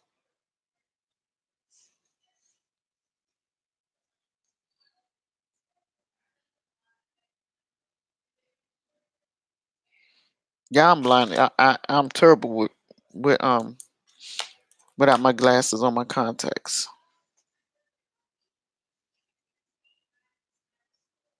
Me too. Is he an intro? Oh, you have one of your children almost grown. You have a 21 and a 15-year-old. Though, 15-year-old is a good age. I like my daughter when she was that age. Um, I don't know. Some just might have to do a date night and tell him you're gonna surprise him and just do something different and just get him out of his shell. Some people are scared to experience new things. Shane was like that. He just was like, "I'm good." That's all he used to say. Shane, you want to do this? No, I'm good. Shane, you want to do? I'm good. And Shane is a homebody anyway. Shane is good sitting at home with his PlayStation. So I used to have to beg him, please go with me. Now he'll be like, all right. Because if he don't go, he know I'm going to nag him. Like, why you want me to go by myself? You shouldn't want me to go by myself. I want you to go. I want us to spend time together. So I have to nag him out the house.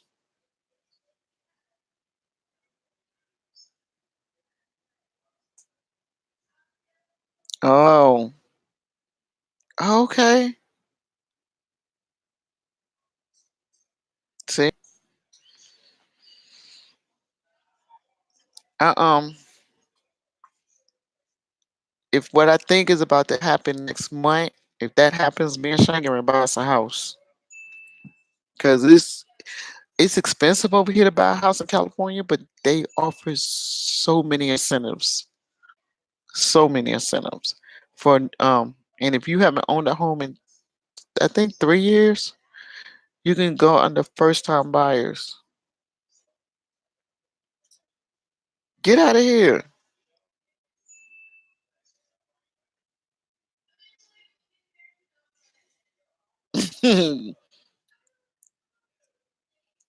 You're not too old. What do you mean?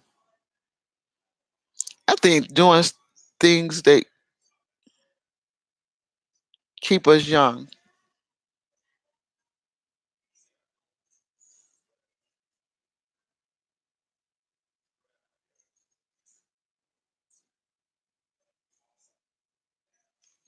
So yeah, you might have to just coax them out a little bit.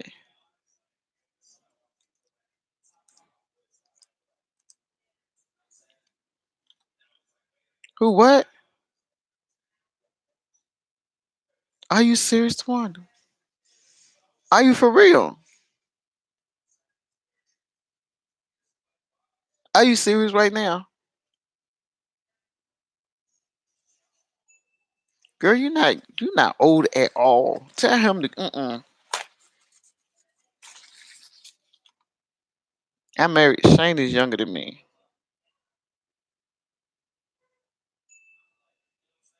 Nope. Too old for nothing. Did you see that video where I was in my daughter dragged me out because she didn't have no friends?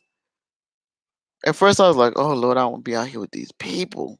Then I was like, oh, I'm gonna go out here with her. And I had a good time. I don't know. Shane is I'm 50, I'll be 53 in May. Shane is not 50 yet. Shane is 47. Yeah, I think he's 47. It's a trip because both our birthdays in May. His May 9th and no. Yeah, his May 9th and mine May 27th. Yeah. But Shane act older than me. Shane act old. Like Shane, let's go somewhere. No, I'm good. Shane, you wanna do nothing? No. I wanted to go hiking up Cow's Mountain. Shane was like, mm. Yeah. So you sometimes you just gotta coax them out. You just gotta the coax them out. Men think differently than we do. A lot of men just happy being in they castle. They just want to sit around and enjoy the fruits of their labor. I'm home. I don't want to go nowhere. I don't want to do nothing. Who has an old soul?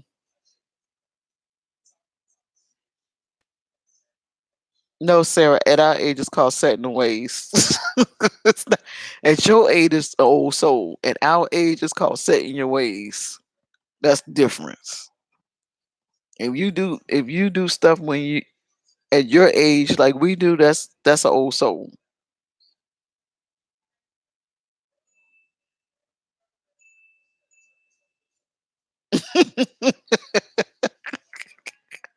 Oh, Shane. Yeah, Shane has an old soul. I don't know, cause Shane still listen to rap. Y'all, we be in the car, be like, and he'll know the turn. Like he listen to the explicit stuff, and I be like, and he'll know to turn it to another song. I can't be listening to all that extra stuff that him and the boys be in the car getting. I'm like, not with me in the car. We not gonna do that. But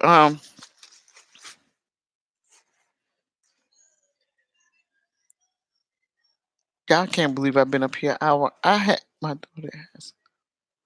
Yeah, I hear your daughter in the background. She does, and she a baby too. And sometimes when I hear her talking, I'm like, dang, she sound old, older. Yeah, Shane listen to the explicit. I'll listen to it, but I it's some of it I can't. And some of it I don't understand what they saying anyway. Oh yeah, she sound way older than 7. Oh, she a little person. You could still put up on pick up and put on your hip.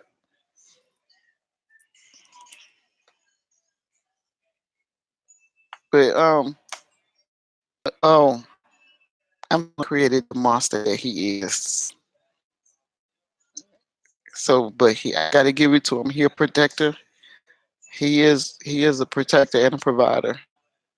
But I created the man that don't open the door for me.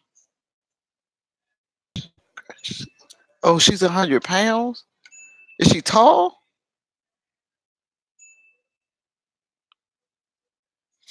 I believe that too, Twan, especially my grandson. He say stuff. I be like, what?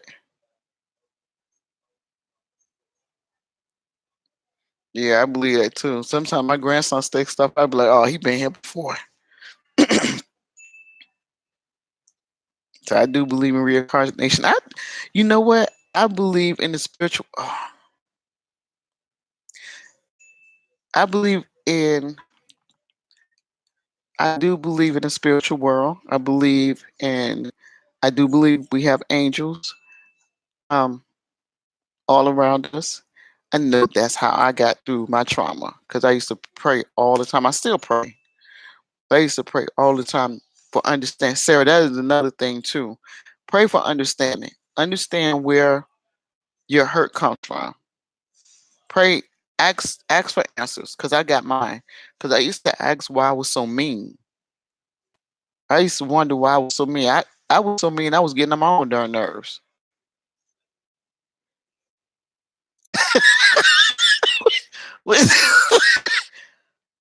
Okay, you're gonna have to explain that. You can't just say that. Your guardian angel does not. Come on now. I know my guardian angel used to be like, "What the heck? What do we sign up for?" My guardian angel was probably doing that a lot. Like, girl, no. Yeah, I'm gonna tell you this is a true story.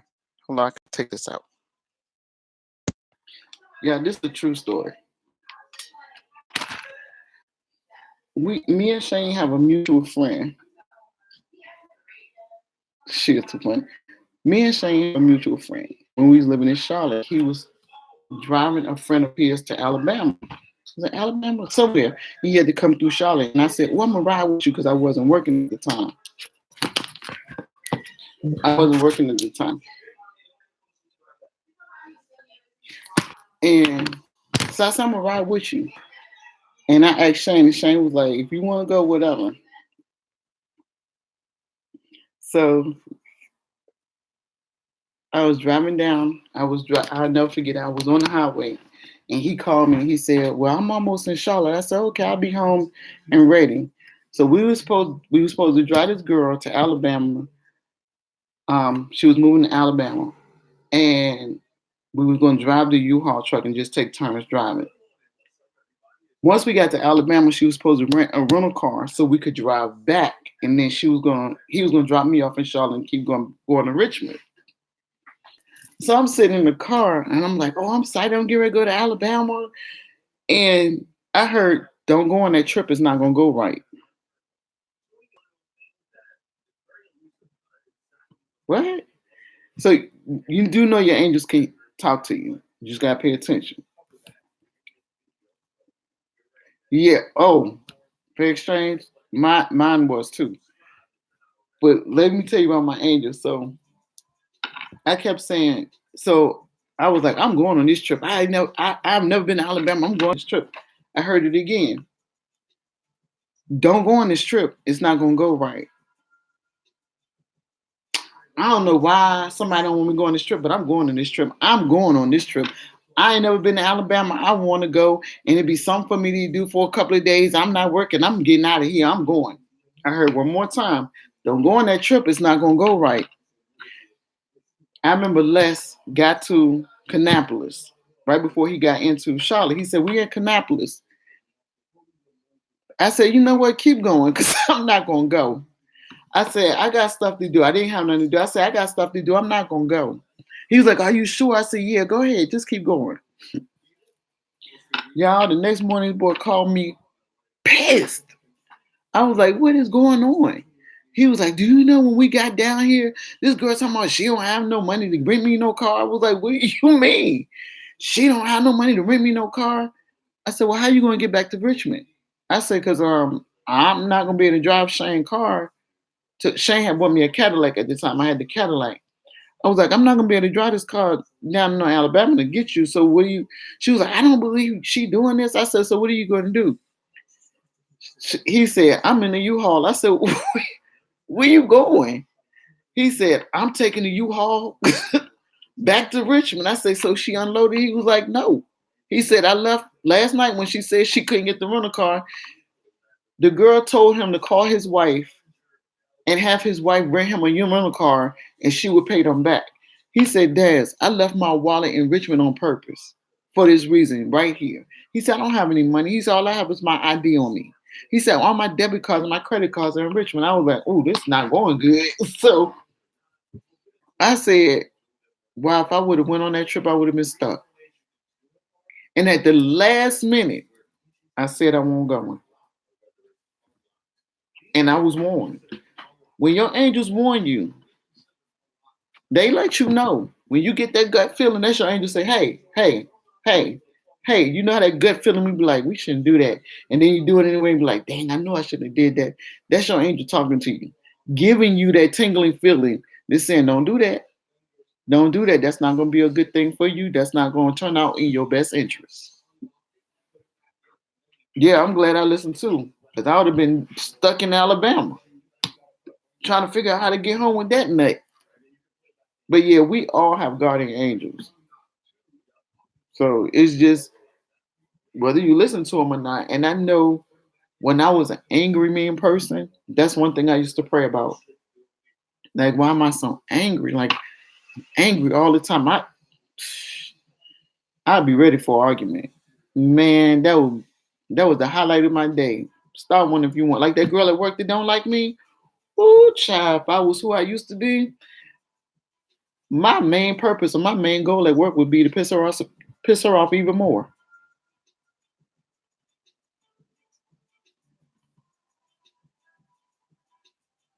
Mm-hmm. Yep. That's your angels talking to you. And you can ask them to talk to you in a way that you understand. Communicate with you in a way you understand.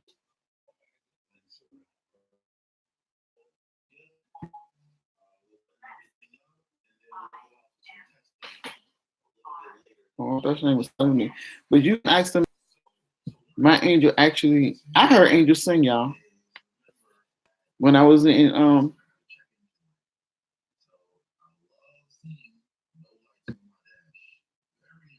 You never heard what before? Your angels?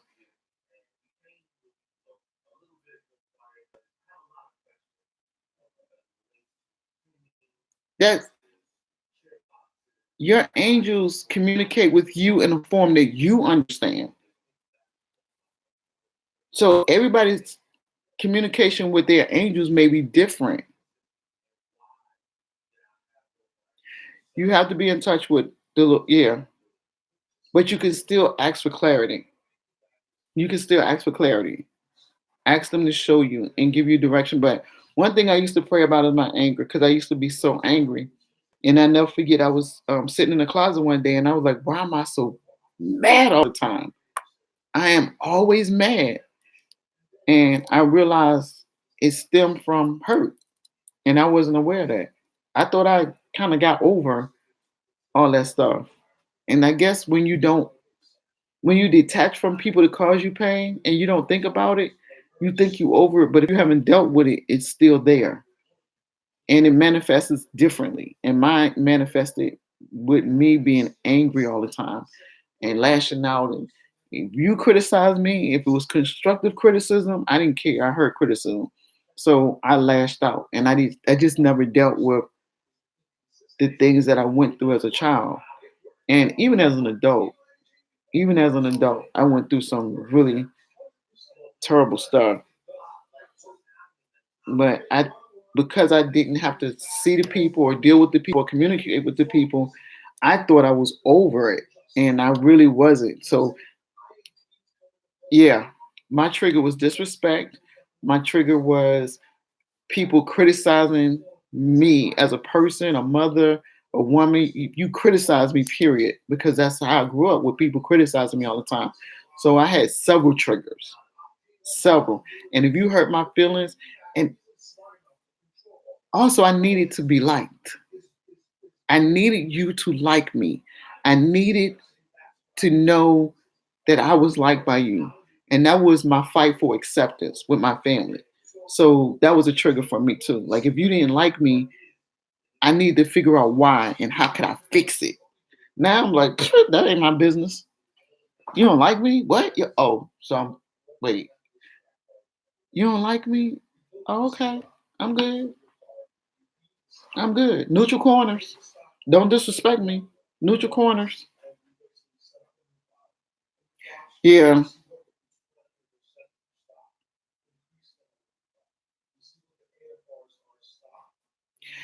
See, okay, Tawana, let me tell you something. I am too. I feel people energy, and sometimes it's bad. But let me let you know what I learned to control.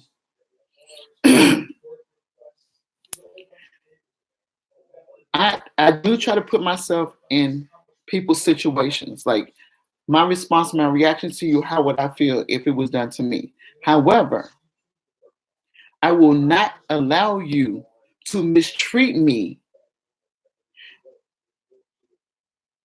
and I remain respectful to you in your mistreatment of me. I'm not gonna do it. I'm not gonna do it. I may not meet or match your energy, depending. I can. I may not meet or match your energy, but I'm definitely gonna let you know about yourself. Now I can do it in several different ways. I can say, well, I understand, but how would you feel if I was to do that to you? Would you accept that from me if I was to do that to you? Because sometimes you gotta turn people's stuff back on them. Like, hold up, who the hell you think you let me tell you something. Would you want me to do that to you? And if not, don't do it to me. Don't do that to me. This behavior that you're giving me, would you want me to give you? And if you say no, then cut the shit short. About anyone. I I did. That was a big, oh my God, a big thing for me. That was a huge thing. I needed you to like me. I craved it. I needed it. Because I felt rejected from my family. So it was important for other people to like me. My family didn't like me, so he didn't everybody like me.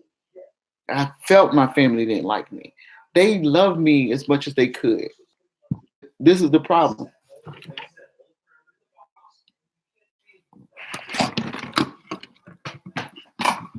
See, let me see. Let me see. Let me see. Let me see something. See, this is the love they had to offer me. This is the love I needed from them.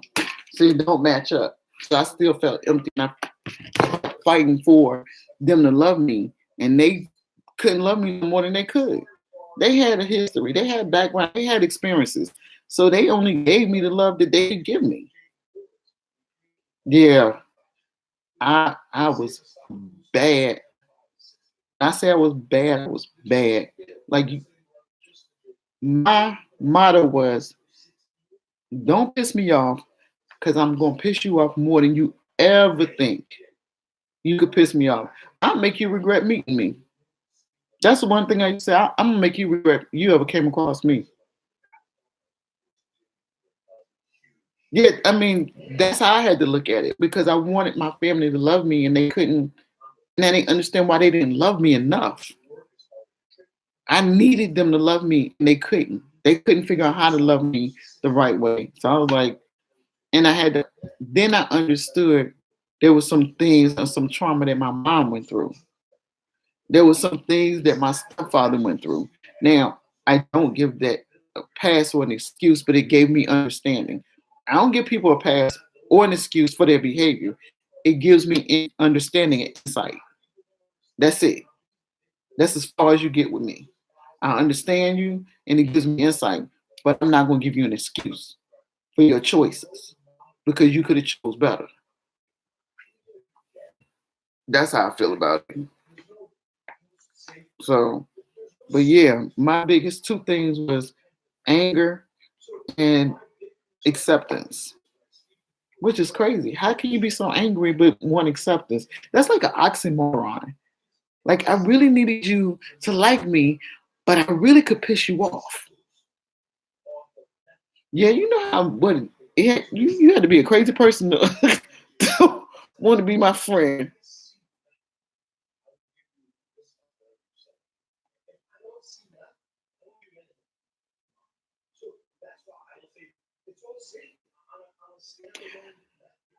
I was a fighter too. But let me tell you,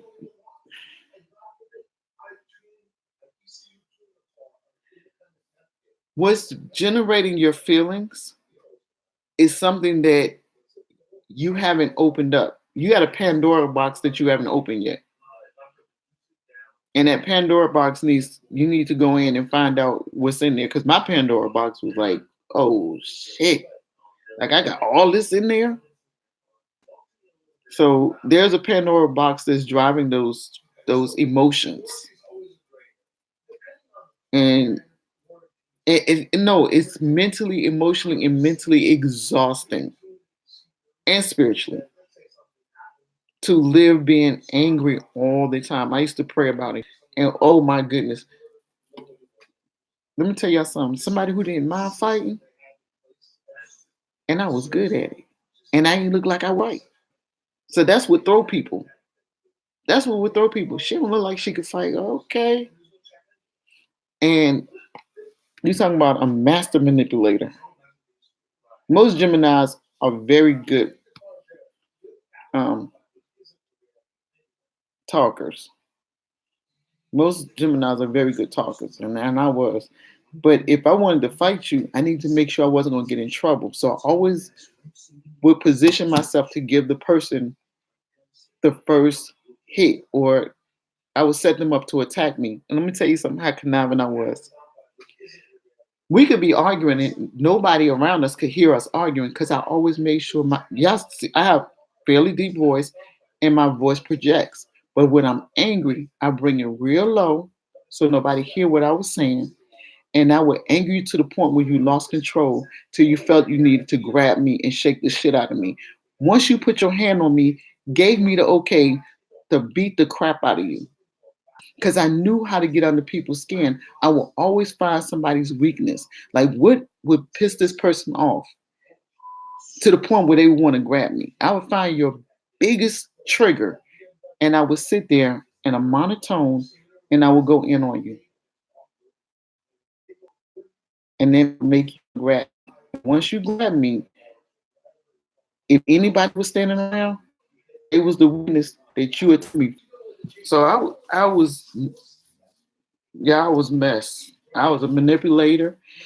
Lying I didn't do. I didn't do it. I didn't lie because that was a thing with me watching my stepfather maneuver like that. If I didn't want to have a conversation with you, if I didn't want to discuss something with you, I wouldn't have that discussion with you. If you asked me a question, I wouldn't even lie on the admission. I was just like, why you ask that? I was good at talking around people. I could talk around you. Good night, Twanda.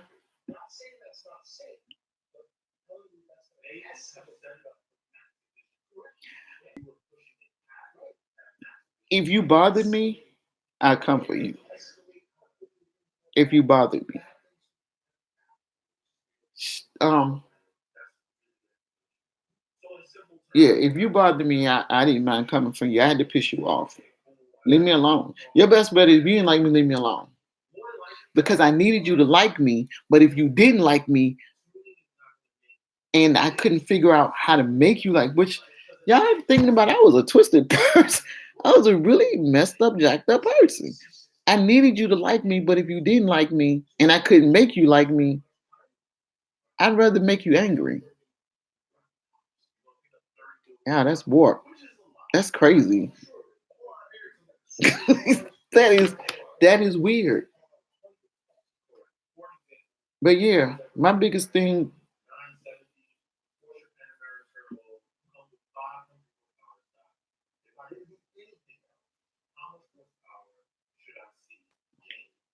yeah, y'all gotta understand, emotions are created from some place. As far as like, if you're angry all the time, that comes from someplace. If you're hurt all the time, that comes from someplace. If you're frustrated, that comes from someplace. Where now the thing is to find out where it comes from. I do too. I and that's why it's so easy for me to forgive. I'll forgive you, but let me just say this: I'll get out your way. If I know you're not a good person, I'll move. Like, let me get out your way because I don't want to have to keep forgiving you for doing the same stupid stuff. And because I am in control of who I used to be, that person is not dead. She's not dead. You can keep pushing buttons and trigger her to at least sit up. Now, I won't let her stand up, but I'll let her sit up. But I do, in general, I enjoy people. That's why I can get along with anybody. My daughter said on the live, I'm the type of person, if I see something go wrong, I'd be like, oh, what's going on? Don't do that. Because, but I had to learn to love myself first. And then understanding that everybody has a story. If I had a background, everybody else had a background too. Everybody have a background. I'm not the only one with trauma in my life. I'm not the only one that was abused. I'm not the only one that was neglected. I'm not the only one that felt abandoned. I'm not the only one. I'm not the only one that didn't feel love. I'm not the only one. So some people,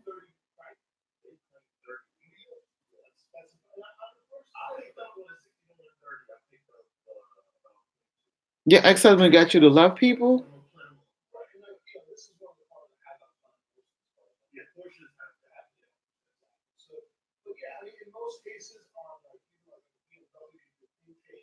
To hate them. Your experience with somebody can change your outlook overall. And you know what, Sarah? What I want you to understand is he doesn't represent everyone. And I get what you're saying because that's how I was. He does not represent everyone.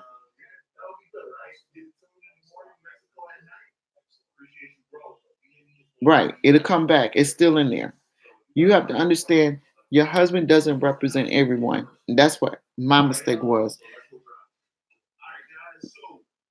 The way I felt about people was a direct reflection of what I experienced with my family.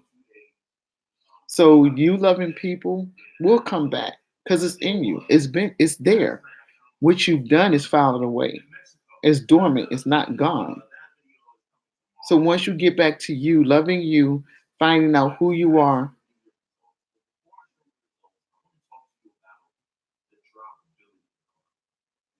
Sarah, I live with a crackhead. I live with somebody on crack who cheated constantly and consistently. I live with somebody on crack, Sarah, who would steal from me and help me look for my shit.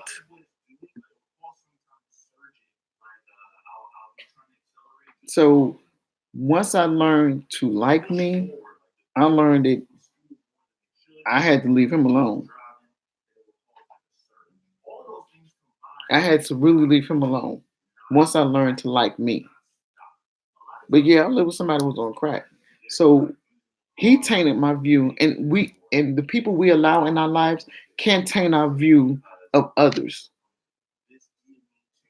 So understand that he tainted my view of a lot of stuff, and I had to get back to a place where I understand the window that he gave me to look out of, or the window I chose to look out of by being with him, was not a total.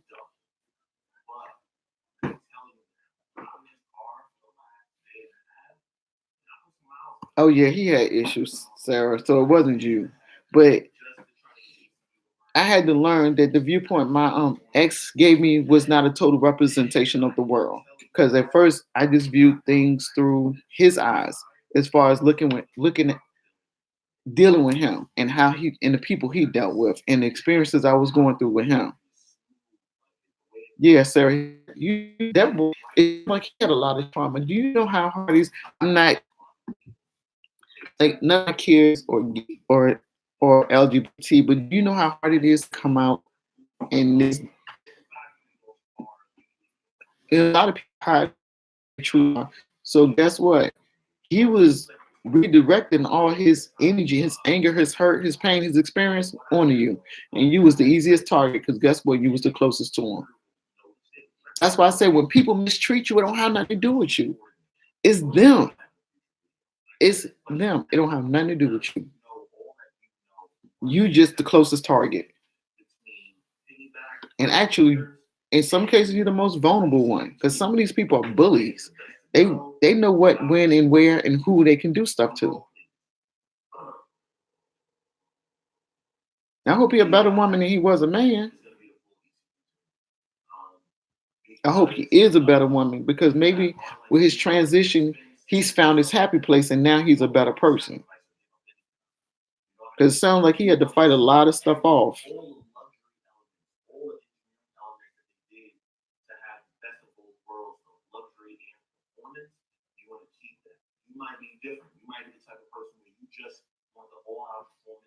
But what I'm saying is for her husband, he had stuff that he was dealing with, and he took his anger and his frustration out on her. So it had nothing to do with her. It had everything to do with, yeah, it's not her fault. It's not her fault.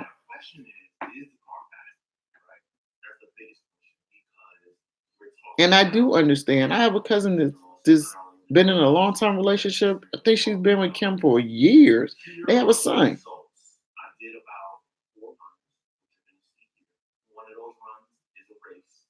Yeah.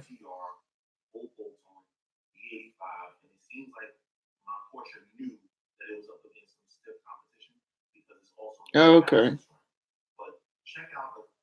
Yeah. Let me tell you something. This is what I realized, Sarah, and this is how I come to love people overall, no matter what. Just like the Persian lady says she's embarrassed to say where she from. I accept people for who they are, who they show me they are, their character, their integrity. That's how I accept people. If you're a good person, then I'm good with you. If you're not a good person, I don't care what color, what creed, what gender, whatever, then yeah, I don't want to be bothered. So that's how I look at somebody by their integrity.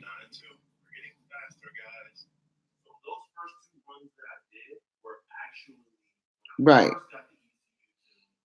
He was fighting some bigger demons than you knew about. And now that he's who he want to be, maybe he's happier and can be a more pleasant person. Because can you imagine hiding who you are from the rest of the world?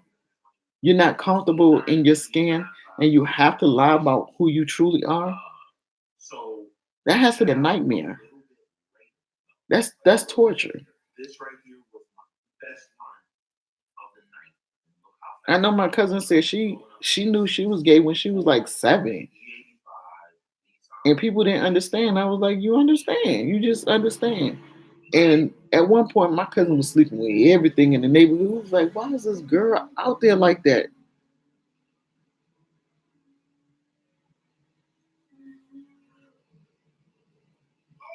Yeah, you can't though. Exactly, and I get it. It's get it. But you know what, Exchange? Everybody does that. It's not everybody does it in their own way. Like everybody tries to be somebody that they're not to appease somebody or people, and it is in fear of being judged for who you truly are.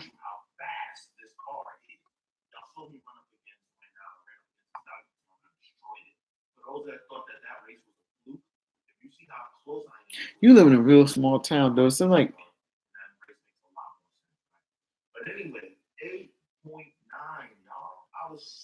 yeah,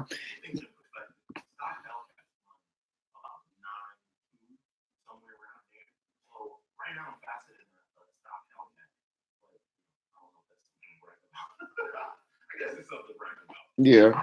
See. All right, Sarah. Yeah, I'm getting ready to cut it short too, because I have to cut it short. I have never been on live 2 hours. I cannot believe this has been going on 2 hours. I am amazed. But yeah, let me tell y'all something. Before you go, Sarah, live your life on purpose. Your life has a purpose. And live your life with intent. Don't say I hope, say I will. Don't say I wish, say I am. Start with the stuff that you start with the words out of your mouth. Words are powerful. Use them.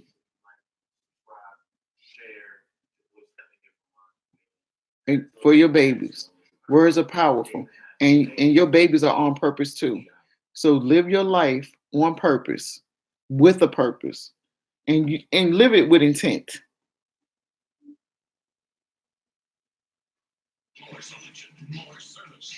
You're welcome, baby. I'll talk to you later. Yeah, I'm getting ready to wash this makeup off my face so I can go lay down. Cause I gotta go to work tomorrow. I ain't been able to say that in a long time. I gotta go work tomorrow. Y'all know it's a trip. I don't even like working. It take too daggone long. I can't listen to lives. I gotta be there 8 hours. I gotta do work. But I gotta go do it tomorrow. So I'll talk to you guys later, guys. And I love y'all. Thank y'all for being here with me on purpose. Bye, guys.